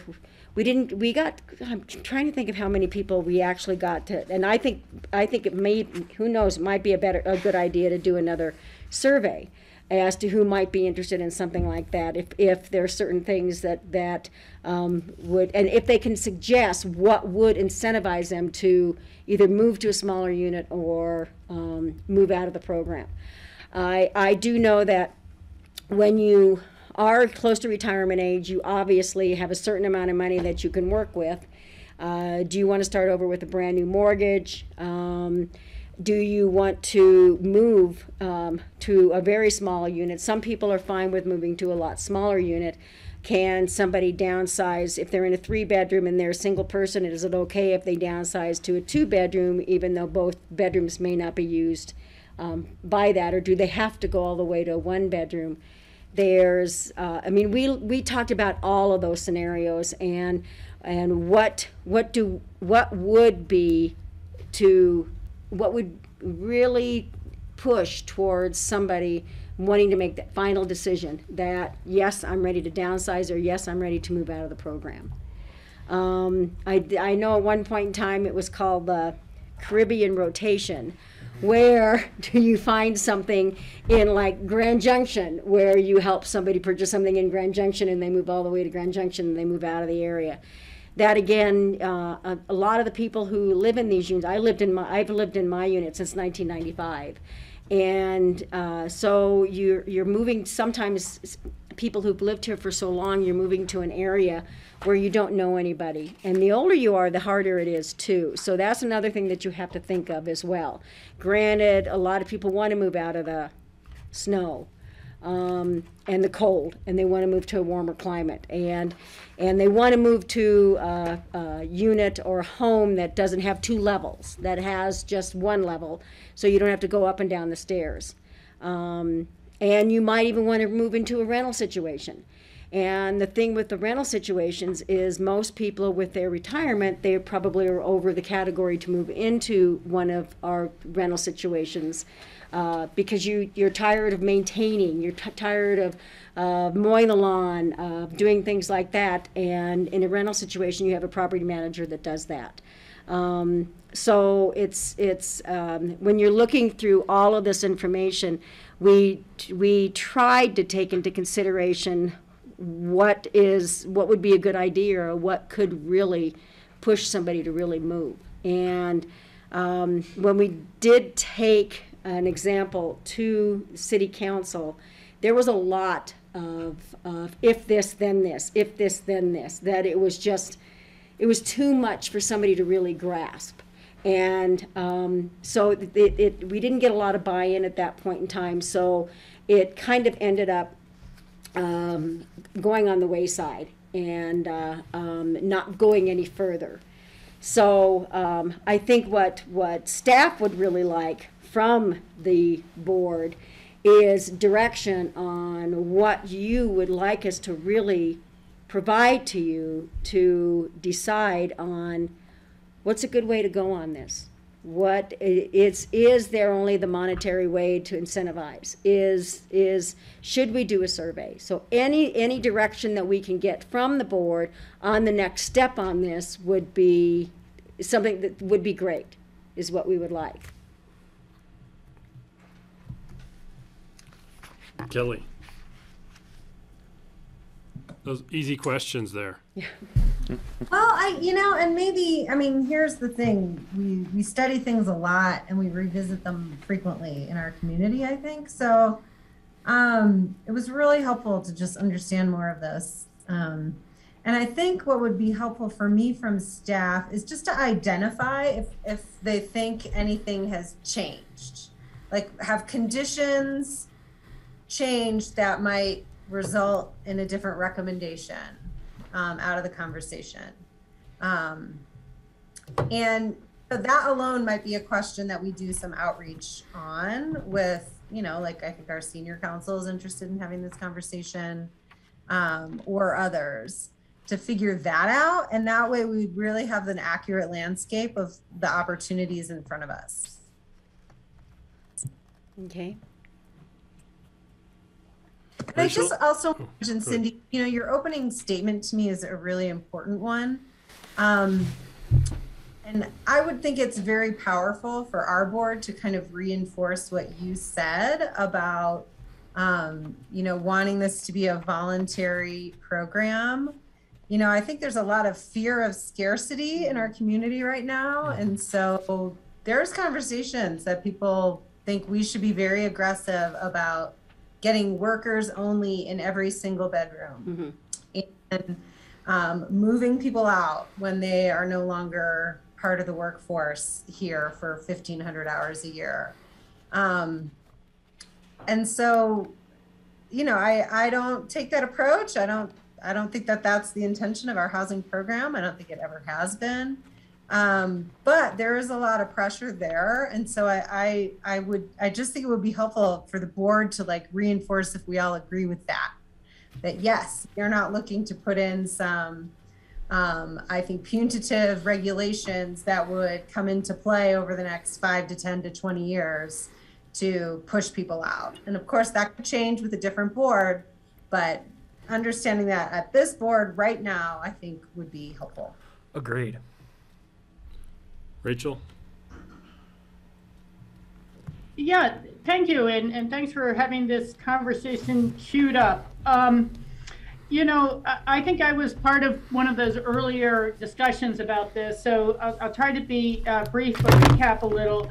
There were questions about, well, what if somebody's moved out of the program in the area, but now it didn't work out so well in Grand Junction and they've moved back? Do they get to claim their previous work history? How do you deal with that? What do you do? So that was one question. The second question that really came up pretty heavily was, you know, how much money, and are you going to be paying people to just kind of hurry a cycle that happens naturally anyhow? How much housing dollars do you spend for what is often, you know, death at a certain point in most people's lives? And we're not all Klaus Obermeyer, and you know, there is a turnover that begins anyhow. So there really was that question of are you spending the money for just someone who you know, you're hurrying the cycle for 5 years and you're spending $100,000 to get that, or if the unit's available now, but the couple who buys it, you know, one of they're only 5 years from retirement anyhow, but they're legally qualified to buy it. So there were a lot of questions about that. So the other things are really just thinking in my mind that you want to make a matrix of the different elements that people would want or would consider to do this right sizing, and then look at which of those are, you know, easy to do, which of those are more difficult to do. But you know, things like maybe an incentive would be, if you're selling your property and you're downsizing, you don't have to pay the real estate commission fee to APCHA, and you save 2% of your sales price. And maybe we could afford to eat that if it was just 5 or 10 units a year. So that would be a type of dollar incentive. Other incentives might be, will you help pay for someone to move? Will you pay moving expenses? What are the things that people really want to, you know, when you say the words voluntary, by definition, you're saying attractive. It's got to be so attractive, and it's got to be beneficial to me. And so those sort of components that I think of, as Cindy listed some already, but it's location. Is it close to town? Is it close to the market? Is it close to doctors? Is it accessible? Is it on the first floor or is it on the third floor? Is it ADA equipped? Am I going to be able to get the wheelchair in there? Are the counter spaces lower? Are those the type of things that would really attract me? Cost. Will I be reducing my monthly expenses, or will my monthly expenses be going up? That's critically important to people. The condition of the units. Am I going to be trading a unit that I won that's only 10 years old to try to downsize into a unit that's 30 years old? Not likely, unless we're going to put a lot of money into upgrading that unit. So I'm just saying these are all the factors that you could put across a matrix and start to put some cost to them to say, what would those things take, and which package of those things makes the most difference. When you get to rental, it's security. It's both the cost, but it's knowing that I can't be given a 45-day notice to move out because my early dementia is starting to cause problems with the neighbors.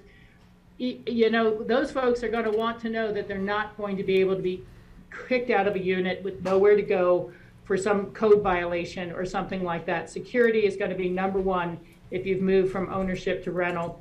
And, you know, again, the selling process itself.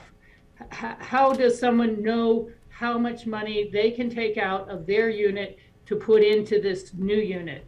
And so do we do inspections for free? Do we give them a rough estimate of what we think their sales value would be? But I think that before anybody really can evaluate whether they can make this move, they have to know how many dollars are going to come out of their old unit and how much dollars it's going to cost them to get into their new unit. And so again, I think there may be components that you could offer as incentives. Maybe that's where you say, we'll pay your closing cost on your new unit. Will people need a little bit of tax advice? How do I sell this old unit without having a big capital gains tax bill? I don't know. I don't want to spend $500 on an accountant. Help me out. You know, so this is all I'm saying is let's get all the different factors down in a matrix. Some of them we won't be able to do anything about. Some of them we could offer some incentives. Then we can start putting price tags on it and see where it goes. And the final thing I would come up with is, you know, we really need to talk about, do we build a continuing care living facility, something designed more for a senior community and a desirable place for people to want to move to. We have not done that before. We don't want to take dollars out of production for workers, but if the net effect is freeing up more bedrooms and units for workers, maybe that's something we really should make an emphasis for both the city and the county. Thank you very much for my comments and listening. Appreciate it. Thank you. Thank you. John? So, The view. I was talking to a kid that works for me, Adam Nelson. He lives in RO housing out in the ABC. I was telling him about this situation. I also told him about how my son ended up in his apartment at college at Auburn, the university, and you know, came to us that why don't we offer a swap board? I think a lot of people don't have the idea how I'm going to downsize, where I'm going to go. I think it would work in North 40 for sure, where like a guy like Adam lives in a big, small, I think it's 2 or 3 bedroom townhome, row home there on the backside of North 40. But I'm sure there's owners in North 40, 2 people living in a big house that their kids have moved away. They've maybe even semi-retired. I don't know. Maybe they're working full time and still RO, qualify RO. But you know, you're matching up 2 people with a need, right? I've got Adam that wants maybe a bigger house, needs more space. He's got 2 little boys, and you grow out of a 3-bedroom unit very quickly with toys and bikes and stuff, but has really nowhere to go. And maybe you've got somebody that has no idea how to downsize, no avenue, no place I'm gonna go. But if I can stay in my neighborhood, stay in a similar, you know, downsize to a smaller unit, I have less maintenance costs, my mortgage is smaller, but I'm still in my same neighborhood. I can still have a dog, I can still have whatever. Why not look for an opportunity for some kind of swap board where that's easy to create and easy to put out there and go, hey, I've got a unit I'd like to upsize, I've got a unit I'd like to downsize, and you pair these 2 people together and they work out the deal. I mean, on paper, I think that sounds like a good deal, but I'll tell you, Our concern on that is if you switch with me, I'll give you an additional $10,000 underneath the table. That's one of the things that is so concerning to APCHA, because we see it now in RO units, John. We see people because they don't have to sell through us. Wanted me to offer them $100,000 more, and she'd write me a check back. Right, right, yeah. And that's a concern when you're dealing with RO units, because we hear that all the time. And for somebody to just come up to me and say, well, I'll swap with you and I'll even give you additional money under the table. That how do you warrant against that? And that's hard to do. I mean, in the RO,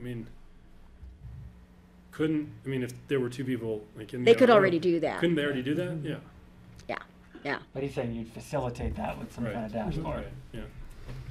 Yeah, but I think what Cindy's saying is you don't want to start seeing that pass along to category 4s and 3s. But I also don't think you have an avenue where people know. People know how to downsize. Find a place to downsize to. I don't think you have, people don't know. So they're sitting status quo is just as good as anything else. So I'm going to stay status quo. Yeah.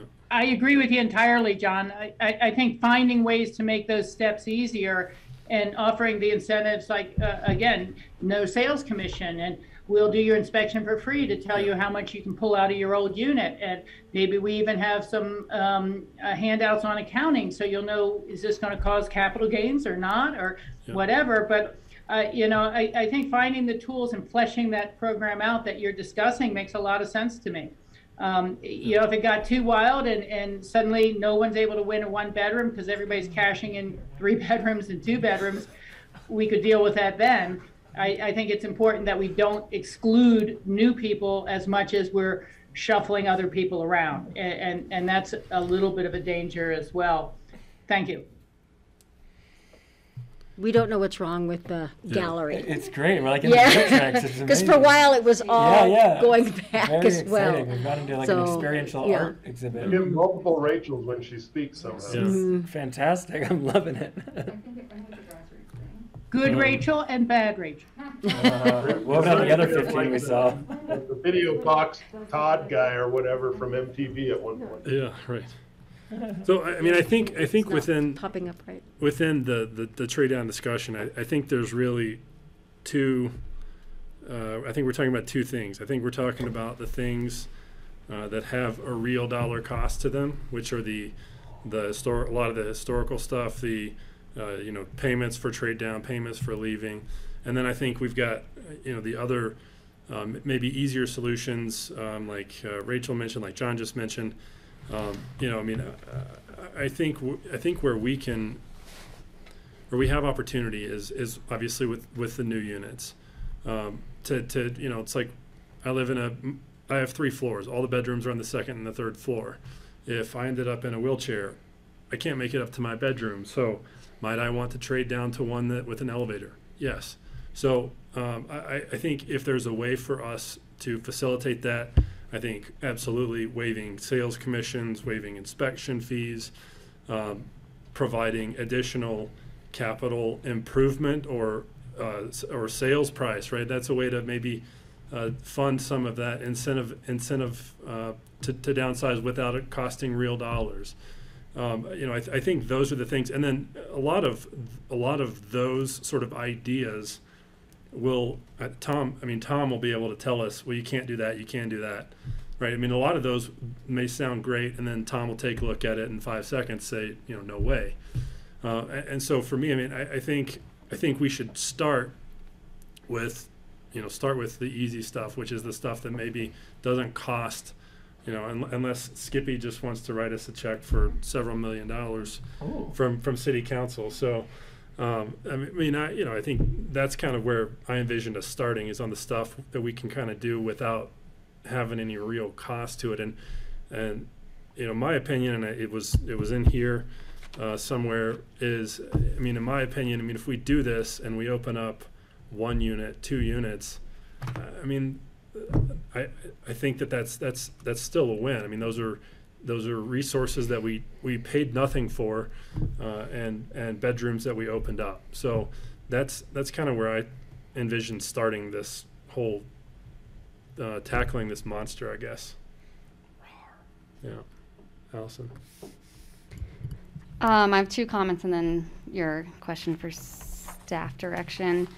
I want to get on board and give the Allison stamp to what Kelly asked for us to say as a board that it's a voluntary program. Yeah. I think we all are on board with that, but I'd like to make that clear by saying it as well. And just also to stress that when we talk about right sizing, the demographics we are talking about is also divorcees or breakups. We're also talking about empty nesters who are absolutely part of the workforce. They just don't need to put their kid in that extra room anymore.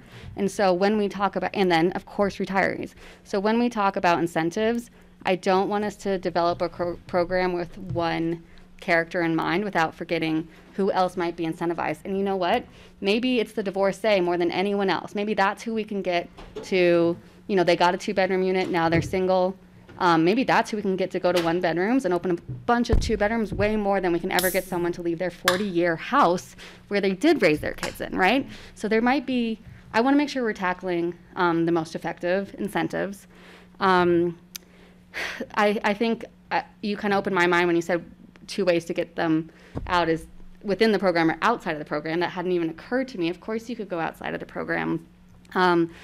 I think the people who are leaving town to go outside of the program, those decisions are exactly the ones that you mentioned, that they're probably making on their own anyway. Like they slipped on the ice and now they're 80 instead of 30 because I do it every day still, you know, and they just don't want to move to a town that takes care of their sidewalks a little better in their retirement years or be by their grandkids or whatever. You know, I think the leaving the town, I mean, a ton of our workforce who lives in APCHA housing is being forced to leave town anyway because as we saw in the previous presentation with wages and cost of living, a lot of people are getting booted as is. But I think the leaving town is maybe a little more your own decision. So I would encourage incentives to be directed towards in the program. That's going to be harder. If you're staying in town, why not just stay in the house you have? So I think that's going to be the harder nut to crack. What I would love to see is absolutely what Carson and Rachel said is the list of incentives. And a lot of them, you know, were in the surveys already. Are you going to move because all of a sudden you have covered parking? I think that list would be helpful, and that list would be probably something that I as a communications person would then want a survey about, but this can be quite staggered. You know, like let's get the practical list, let's have it all be lawful, and then let's ask people how much interest is there, how many takers would we get on these things. So I think that would be the staging of staff work that I would ask for, as well as, well, so in this history, it was a lot of financial incentives, like payments. Mm-hmm. Was there a cost-benefit analysis done at the time that it's going to cost, let's say we're getting basically 2 extra bedrooms because we're getting a 3-bedroom online and that person's going to a 1. The cost versus building a new 3-bedroom mm-hmm. or even buying, you know, you guys, city council is talking about not necessarily developing in order to get new affordable housing. The cost for a new 3-bedroom, this is way undershot, but I need easy numbers because it's math, is $1 million. Right. Doesn't that mean we could basically pay up to, you know, I mean, even if we paid $500,000, you're still gaining. We're still getting so much more out, you know, so much more housing online for so much cheaper. Mm-hmm. So I would love cost-benefit analysis when we come into some of these incentives. I think things like down payment assistance, even to the free market, like how much can we give that's still way cheaper than us trying to find more affordable housing in this town or build it? Amenities like a parking pass downtown, like what other departments can you get involved where all of a sudden some of the amenities you voluntarily traded down, but all of a sudden the parking garage in downtown Aspen is free to you for life, or you know, like we could get funky with some of those. And Rachel did a whole list too, and I'm not going to try and spitball in real time right now. But I think that would be my biggest request in order to get the conversation started is like what options have other communities done creatively, or might we pull off? The other thing that you might want to move for, this might get so complicated, is right placing. So as was mentioned earlier too, our APCHA is for anyone who works in Pitkin County. So you actually might have just gotten moved down, you might work for SKICO, you might have just gotten moved down to Basalt and want to live closer to Woody Creek, or, you know, like from town. Right placing, just being closer to work, closer to your gym, your kid's school, might be incentive enough. And that's not necessarily gaining, you know, I don't know that that would be the same gain, but that's, I think, another thing you could use to incentivize someone is the location. And I think just the two comments from what we've heard, the senior housing, just that the APCHA is not a developer, and just to make that clear, since it was brought up in this meeting, that's a great idea, but it would be, like Rachel said, county and city taking that lead, so we can say it here as much as we want. That's not this board's role. And I think I joked about, you guys, like, one more thing for APCHA staff to do, make an online exchange for matchmaking within the program. But man, even just a list of interested parties and the category and bedroom count might be able enough to get people thinking and talking. Like John said, it's just not a reality right now. I don't understand what I would be agreeing to, but if I see that there is a downtown covered parking 1 bedroom that I could swap out for, like, man, that's going to get my brain ticking. So I like the idea of a new web page, and this is way after we've identified some good incentives. We've done the survey, the community has told us here's what we would actually fall for. Then when you're in the program, I think it is going to mean some sort of social networking website, something, in order to get the brain ball rolling. Thank you. Kelly. Yeah, thanks. It's great. I want to sort of flag this for perhaps a future conversation with city and county, and I want to go back to my board to assess their interest. I mean, I think of this program like sort of similarly to what I've heard from Vail and from Eagle County about their deed restriction buy down program. And this is a little bit different, but essentially my thought is, like, maybe we just pilot it. Maybe we just create a budget and, you know, start at $100,000 or something and see what kind of interest there is out there, and assess if people would take it to move out of the program or take it to go to something smaller.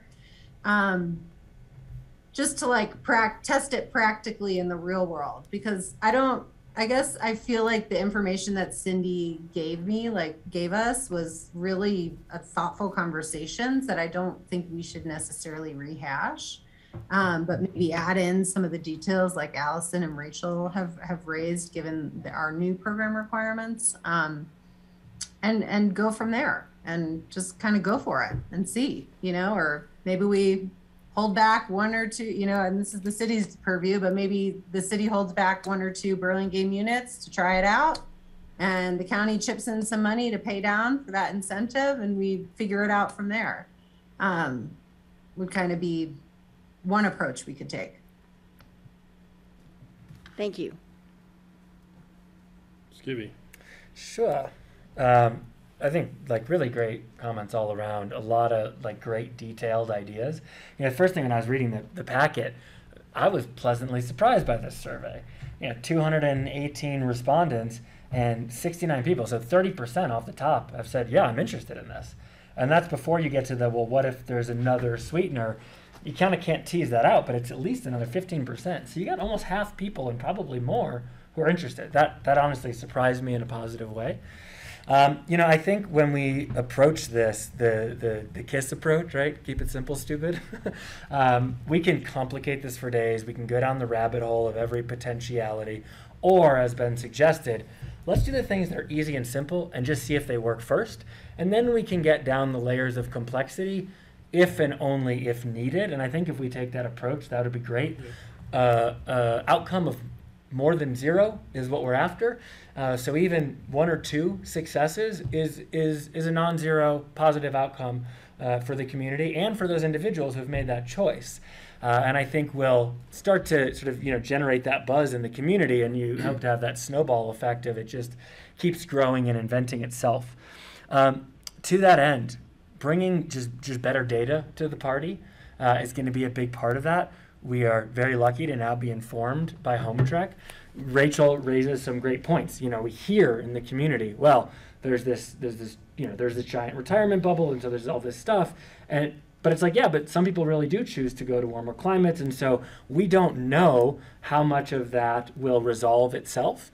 But we do now have data coming in every quarter. So I think we should be looking at sort of those trends of who are the people with empty bedrooms, what is their demographic makeup, and what change in condition have they had, if any, and if so, follow up to understand why. And that can help us project out over time sort of what our needs really are versus what we fear or hope that they may be. Second, senior council engagement or the senior center, I think is very warranted, overdue. That community wants to be engaged, and I agree. You know, I'm a big believer that a community is the transfer of intergenerational knowledge and relationship. The people that built this town, like, I don't know, I feel like I get to kind of like live amongst legends. So I don't want them to go anywhere. But living conditions do change. And so if we need to provide housing specific for that, that would also free up housing for workforce, that's great. But we'll only know that from conversation. So I'd like to start those conversations sooner than later. And then lastly, on the info gathering, this survey is a great starting point. I mean, this is really great. I'd love to have sort of the updated bit of this, but I'm not convinced that putting the same survey out in the wild in a universe where we get 100 surveys every day, it seems, and could raise fears that are unwarranted might be the approach. But because of home track, we know who our homeowners are, who have those empty bedrooms. So why not do small focus groups in person where we can add context, you know, demonstrate what we're really after, but sort of, you know, take temperature on these same things and probe deeper to see which of all of those fantastic ideas that Rachel and Alice and others suggested are really of interest and are worth our time, and which ones weren't anyways and wouldn't be worth our time. So I think, you know, that's kind of the second step, is that info gathering. And then in terms of, you know, simple things that we can apply to see if they work. John, I love your suggestion about, you know, just the swap board. The other thing that, you know, I kind of want to understand, Chris suggested that he would hope that any right-sizing priority policy would be APCHA wide. Although I would think the Burlingame 3 might be a great place to pilot that. Keep it simple, right? So if you're a different category, let's not worry about that. But let's just say if you would have one less bedroom, and if you already qualify for that new place, you do get priority. And just see if simply having a new housing option is sufficient. And if the answer is 0, well, then we know that there's sort of more digging to do. But it's not, we've learned something as well. And that could be a pretty simple policy to extrapolate across the system. And I hear you, right? Like, I'm in the position where I'm going to bid on stuff there, and I would be like, man, I really would have loved to have that unit. But I also have to have the broader brain of like, well, now we've just turned our 79 units into 110 units effectively. And so I think, you know, we've got to take that broader view. I think those are really great places to start, and then we kind of go down that waterfall.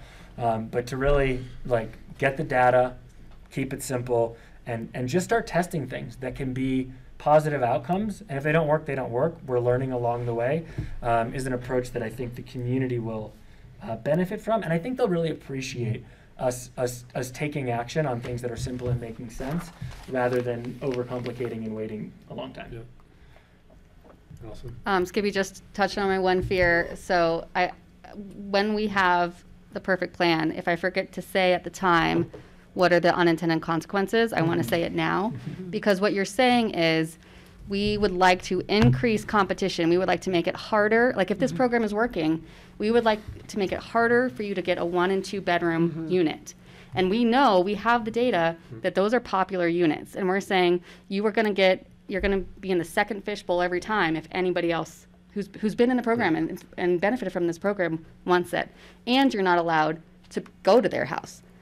You're not even allowed to try for their house, but they're allowed to bump you out of your line and yours. So I just want to make sure that once this is not the time to say that, but there's going to be a time when we say who. That's a huge concern. Yeah, who's getting hurt. Yeah. It's a big. Rachel has a point on this. Yeah, I was thinking the very same thing, Allison. You and I think alike a lot. But I think it's like the lottery chances that we looked at, of giving people who were here longer a few more chances, or people who lost the next so many lottery chances. And that analysis was able to show us who we disadvantaged by that. And so I think that that is something we need to clearly consider and take into account. And that's why at some level, if units were built or designated that they were going to be right sizing units to begin with, you could avoid, you know, by at least saying, look, these are set aside for this purpose, just like we have X many 1-bedrooms and X many 3-bedrooms. But I totally agree with that. And I also agree with having a cost benefit analysis to anything that we're doing. You know, commissions or real estate transfer fees or things like that. Those are kind of small potatoes, and so probably pretty affordable. But, you know, there's a real cost benefit difference. If that unit, you know, 3-bedroom was freed up and now a nice 24, 26-year-old couple got in there with their kids and they're just starting their next 40 years of life here. But it's as likely, if it's going through a lottery, that a 48-year-old couple gets it and their kid is 18 and he's about to leave for college and they're only, you know, 12 or 15 years away from retirement, and we would have paid that $500,000 to get those extra bedrooms for a very, very short period of time. And so, you know, we should do a cost benefit analysis, but it all is going to depend on the work life cycle and the occupancy of the people who win the lottery to buy it. And so that's a real hard one to limit in such a way to get the maximum benefit. And the last thing I guess I would really say is, you know, we were asked what has changed since the last survey. What has changed is free market housing prices throughout the valley. Yeah. You know, that's what's changed. And, you know, even if you, because I do follow Grand Junction a little bit. My son lives out in this area. Grand Junction prices are practically through the roof now, too, especially for retirees. So I think the context of what housing costs in the rest of the valley is really what's changed a lot of people's perceptions of where they can go and what opportunities they have. Thank you. Yeah, I mean, great points. I mean, I think some sort of a limit, 10% or whatever the number ends up being, but some sort of a limit obviously would be beneficial. Any other comments on this, on input to staff on what we'd like to see as we move forward? This has helped. Okay, good. Thanks for preparing all the background. All right, if there is nothing further, we will move Kelly's to, got a hand. Kelly's got a question. Kelly. Toggling isn't always so graceful. Toggling's a fun word. One of the things I would notice that maybe there is some benefit in resurveying people is to have a clearer demographic portrait of the survey, of who's responding to the survey. And if we're able to kind of like call out, you know, people of this age group said this preference, people of this age group said this preference, you know, or housing composition or, you know, divorce status or something like that. Just might, I think, give us a little more insight into what incentives might be most desirable. I thought the prior survey was like really well structured, but that was just missing for me to understand, well, who actually is answering and who's saying yes, they'd be interested. Is this someone who's not going to retire for 20 years, or is this someone who is like approaching retirement and facing retirement, or, you know, recently divorced or something? I don't know if the board would also support staff doing that. Staff can think over that and see if that's within bandwidth or if there's a better way to engage on figuring that out.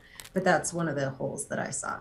Okay, we'll look at that. I mean, I think we could survey. I mean, I think there's some of the other, I think like the Burlingame piece. I mean, to me, that's one we don't need to wait for a survey to do. I mean, that either works or it doesn't work. Totally. Right. Yeah. Good. All right, if there are no other comments, we will move to Board of Directors comments, and we will start with Rachel.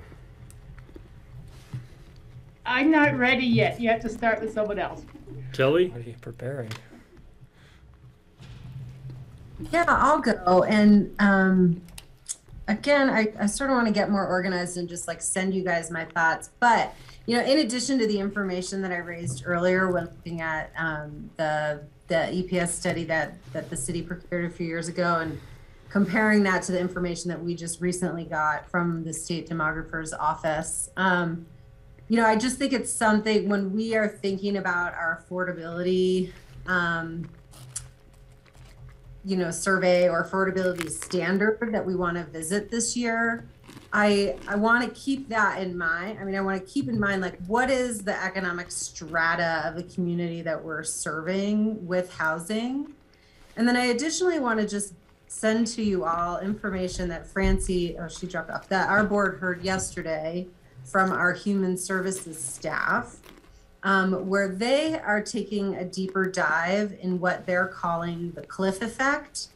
So it's the gap between when people's incomes, when they can qualify for safety net programs that the county offers, and the livability, self-sufficiency wage standard to be able to afford to live in our community and pay for childcare, health insurance, housing, transportation, food.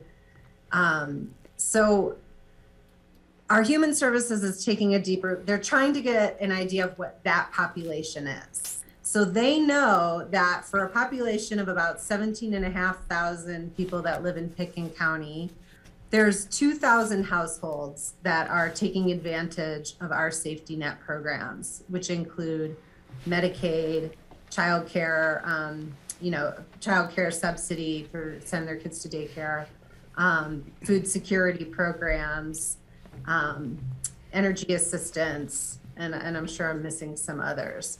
So they know there's 2,000 households in the county that are already taking advantage of that because of they're so low income. And they think that there's another probably 10 to 15% of our population, so a total of 25% of our population that is not making enough for that livability, self-sufficiency wage here in Pitkin County. And, you know, I had told all of you that we have this economic sector data that shows that 80% of our jobs are not even reaching the, you know, 100% area median income for Pitkin County. So, you know, people here can't afford to live here. And when we think about the totality of the programs that are being offered to get people either into the, you know, above those safety net programs or that are between those safety net programs and the livable wage, there's a big gap there. And so I want us to be thinking holistically when we start talking about our affordability standard. Because I know, like we've had in previous conversations, like, oh, well, people aren't even paying 30% of their income for APCHA's affordable housing. You know, we know that there's people who are in a category that are paying less than 30% for the housing they have. And I just want us to have a bigger picture that maybe they're not paying 30% for the housing necessarily, but they are more than, you know, they're not reaching that livability wage. And so they're otherwise extended for childcare, transportation, food, health insurance as well. So that's my comment to the board tonight. You know, I think there's a real underbelly in our community that's struggling, that's been made worse through the pandemic. I think everybody is feeling sort of this feeling of scarcity and stress, and it's really causing these really negative conversations about, you know, the working class versus the wealthy class and all of these things that I'm terribly troubled by, and hope that we can find some synergies of community alignment and community support. And I think this board will play a very important role in that as we undertake that conversation on affordability standards. So happy to send along my data, and thanks for hearing me out. Amen. Rachel, are you ready, or do you need? Yeah, no, thank you. You've been calling on me first for a while. I appreciate the chance to pull back for a second. You know, I just comment on what Kelly had said really briefly. Those financial cliffs of services and you know, livable wage. the one thing I've noticed is they never include the 10% of your income you're supposed to be saving for retirement. You know, and I think that's a little bit of an assumption that we come and make sometimes in APCHA, that, you know, your income earnings continue to go up your entire lifetime and you end on a peak. But a lot of times people have had injuries and they don't end on a peak. They're earning less in their last 10 years of life, or their previous employment has closed or something like that. And with the 2 recessions, I know a lot of professionals who are making less than they used to make. But beyond that, I think we need to look at what's happening with the wages and the housing shortage. And I just don't think our community as a whole has woken up to the fact that close to 50% or more of our workforce has always come from outside of Pitkin County. The Missouri Heights Safety Valve, the Carbondales, the Elgibels, and it's gone. There are better wages throughout the valley and interesting work and interesting jobs. And so when you saw the ski company last week increase wages across the board to 4,000 employees by $3 an hour, that's a sign of things to come. And that is what a large corporation like that can do. Our small businesses who are stuck between triple net and high square foot leases are probably not going to be able to compete with what other people can do. And I see market disruption coming down the line pretty seriously. You know, a side note, without any exact details, having left City Market for my hand injury and the surgery and the recovery, and having returned to City Market now, I'm making 22% more than when I left in 4 months. And this is a market that can, again, because there's corporate deep pockets and they have to keep the store open, respond to this. But I don't think that others businesses will find that opportunity. So the scarcity on housing is continuing to put more pressure on APCHA, is continuing to divide the community about what the housing is for. Is it just to provide a low-income workforce that's disposable when their bodies give out, or is it about sustaining a community whose entry to the program is committed working and being part of the workforce? So that's all I really wanted to say. I think the pressure is on. I would love to see more participant in creation of new housing overall. I think we're going to do as much as we can with policy, but we're just going to be kind of shuffling the coins with 3-card Mountie and saying, where's the new housing unit now that, you know, one lucky person out of 100 was able to get. So I think we need to really ramp up for what the pandemic and market inequalities have brought us. And the last thing is I'm going to forward you guys an article from the Desert Sun that Sarah had forwarded to all of us as council. And it's talking about the national implications of the income inequality, but uses Aspen as kind of a major example of it. So there you go. Thank you so much, everybody, for tonight's meeting. John. I think I board member commented enough already tonight, so I didn't have anything. Allison. Matthew, I think you set that up with Chris Everson. I really appreciate that. This kind of ties into your communications plan as well. And little by little, we will get better at informing the public and differentiating what APCHA does versus what the city does, versus what the county does. And but I think right now people know the Lumberyard is going to be affordable housing, and APCHA is making rules to do this and that, and so would approach us and ask about it. And anything that I can do to be as informed as possible about anything affordable housing when someone comes to me, this synergy is very, very helpful. So I just wanted to commend you for that and encourage it in the future. Thank you. And Kelly, I really appreciate the comments you just made as well. Skippy. I have no remaining comments. All right.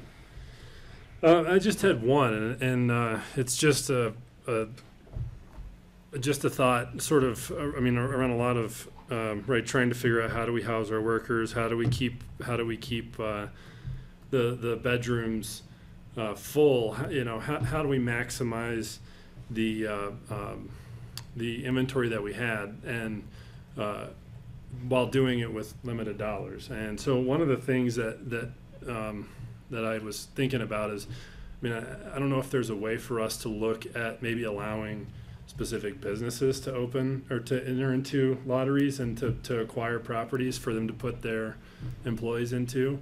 But to me, that seems like that, you know, I'm sure there's a lot of things we need to explore there, but just a thought that, you know, may help solve some of our issues. So that's well, it may solve the capital improvement issue. Yeah, could be. Right. Yeah. We have from the chamber side, a survey coming out really soon showing that there's huge business interest for that. Yeah. Huge, I mean, like incentive programs to buy in and have house workers. And I think that is being discussed with some, Careful. I think it is being discussed with Yeah. partnerships at the Lumberyard as well, right? That's maybe some businesses will get a jump in and house people. Yeah, I mean, it just, to me, I mean, you can do that with the new properties and, right, but so just something to think about. If there is nothing else, take a motion to. You could run a Japanese train station. I know Rachel wants to comment on that last idea. I guess for me, I would just be like, are they going to have It's going to be some more time. Agreed to wage? You know, is there going to be like a wage, you know, some sort of agreement that they would have to pay their employees a certain, you know, or something? Like it seemed tricky. That's a tricky conversation. Be talked about Well, it's later. the price of the unit plus. We don't need to go into this now. Yeah, I mean, I've actually already asked, should we consider selling some of our Burlingame 3 units at the full subsidy price? Just so we'd have more money coming back in to put into the lumberyard to move it forward. So any businesses that are willing to buy a 1-bedroom from us for $500,000, if that's I'll take two. subsidy, I think about it. Will take two. Full subsidy, 100%. But, you know, people haven't wanted us to become a company town where an owner can tell you, you know, get out in 2 weeks, I found a better employee. You know, people haven't wanted, especially with government subsidized dollars, to create some company town, employer control over a unit. Businesses have had the opportunity to buy for years. How many businesses bothered to buy a mobile home down in El Jebel when they could have? None. But they now want the government to be their backstop. You know, it's going to be very limited. You know, it's really about people who are employed, not which company wants to hire somebody and they want to buy a unit that's the public has subsidized for $400,000. Rachel, I just bought a unit in Hunter Creek in hopes to fill with an employee. Make a motion. That was $680,000 for a studio unit. All employers need employees. There's lots of company town or not, they still add to the community you guys speak of. I mean, that's part of it is they are employees, they live in the valley. I think it's great when employers buy their employees' units. I think that's just wonderful. But we're here for the small businesses that don't have a lease more than 2 years, and they're not going to buy a unit for someone when they don't even know they're going to get their lease renewed for their restaurant. All right. Well, sounds like a topic for another day. So I've got a motion to adjourn from Skippy. No, I didn't. I can't. Oh. Can't do it. I motion to adjourn. Moved. All right. I have a motion from Allison and a second from John. And a roll call vote. Okay, Kelly, Yes. Carson, Yes. John, Yes. Allison, Yes. Rachel. Yes. Thanks, Meeting all. is adjourned. 6:33. Thank you Thank all. you. Bye, guys. 3 minutes. Recording stopped.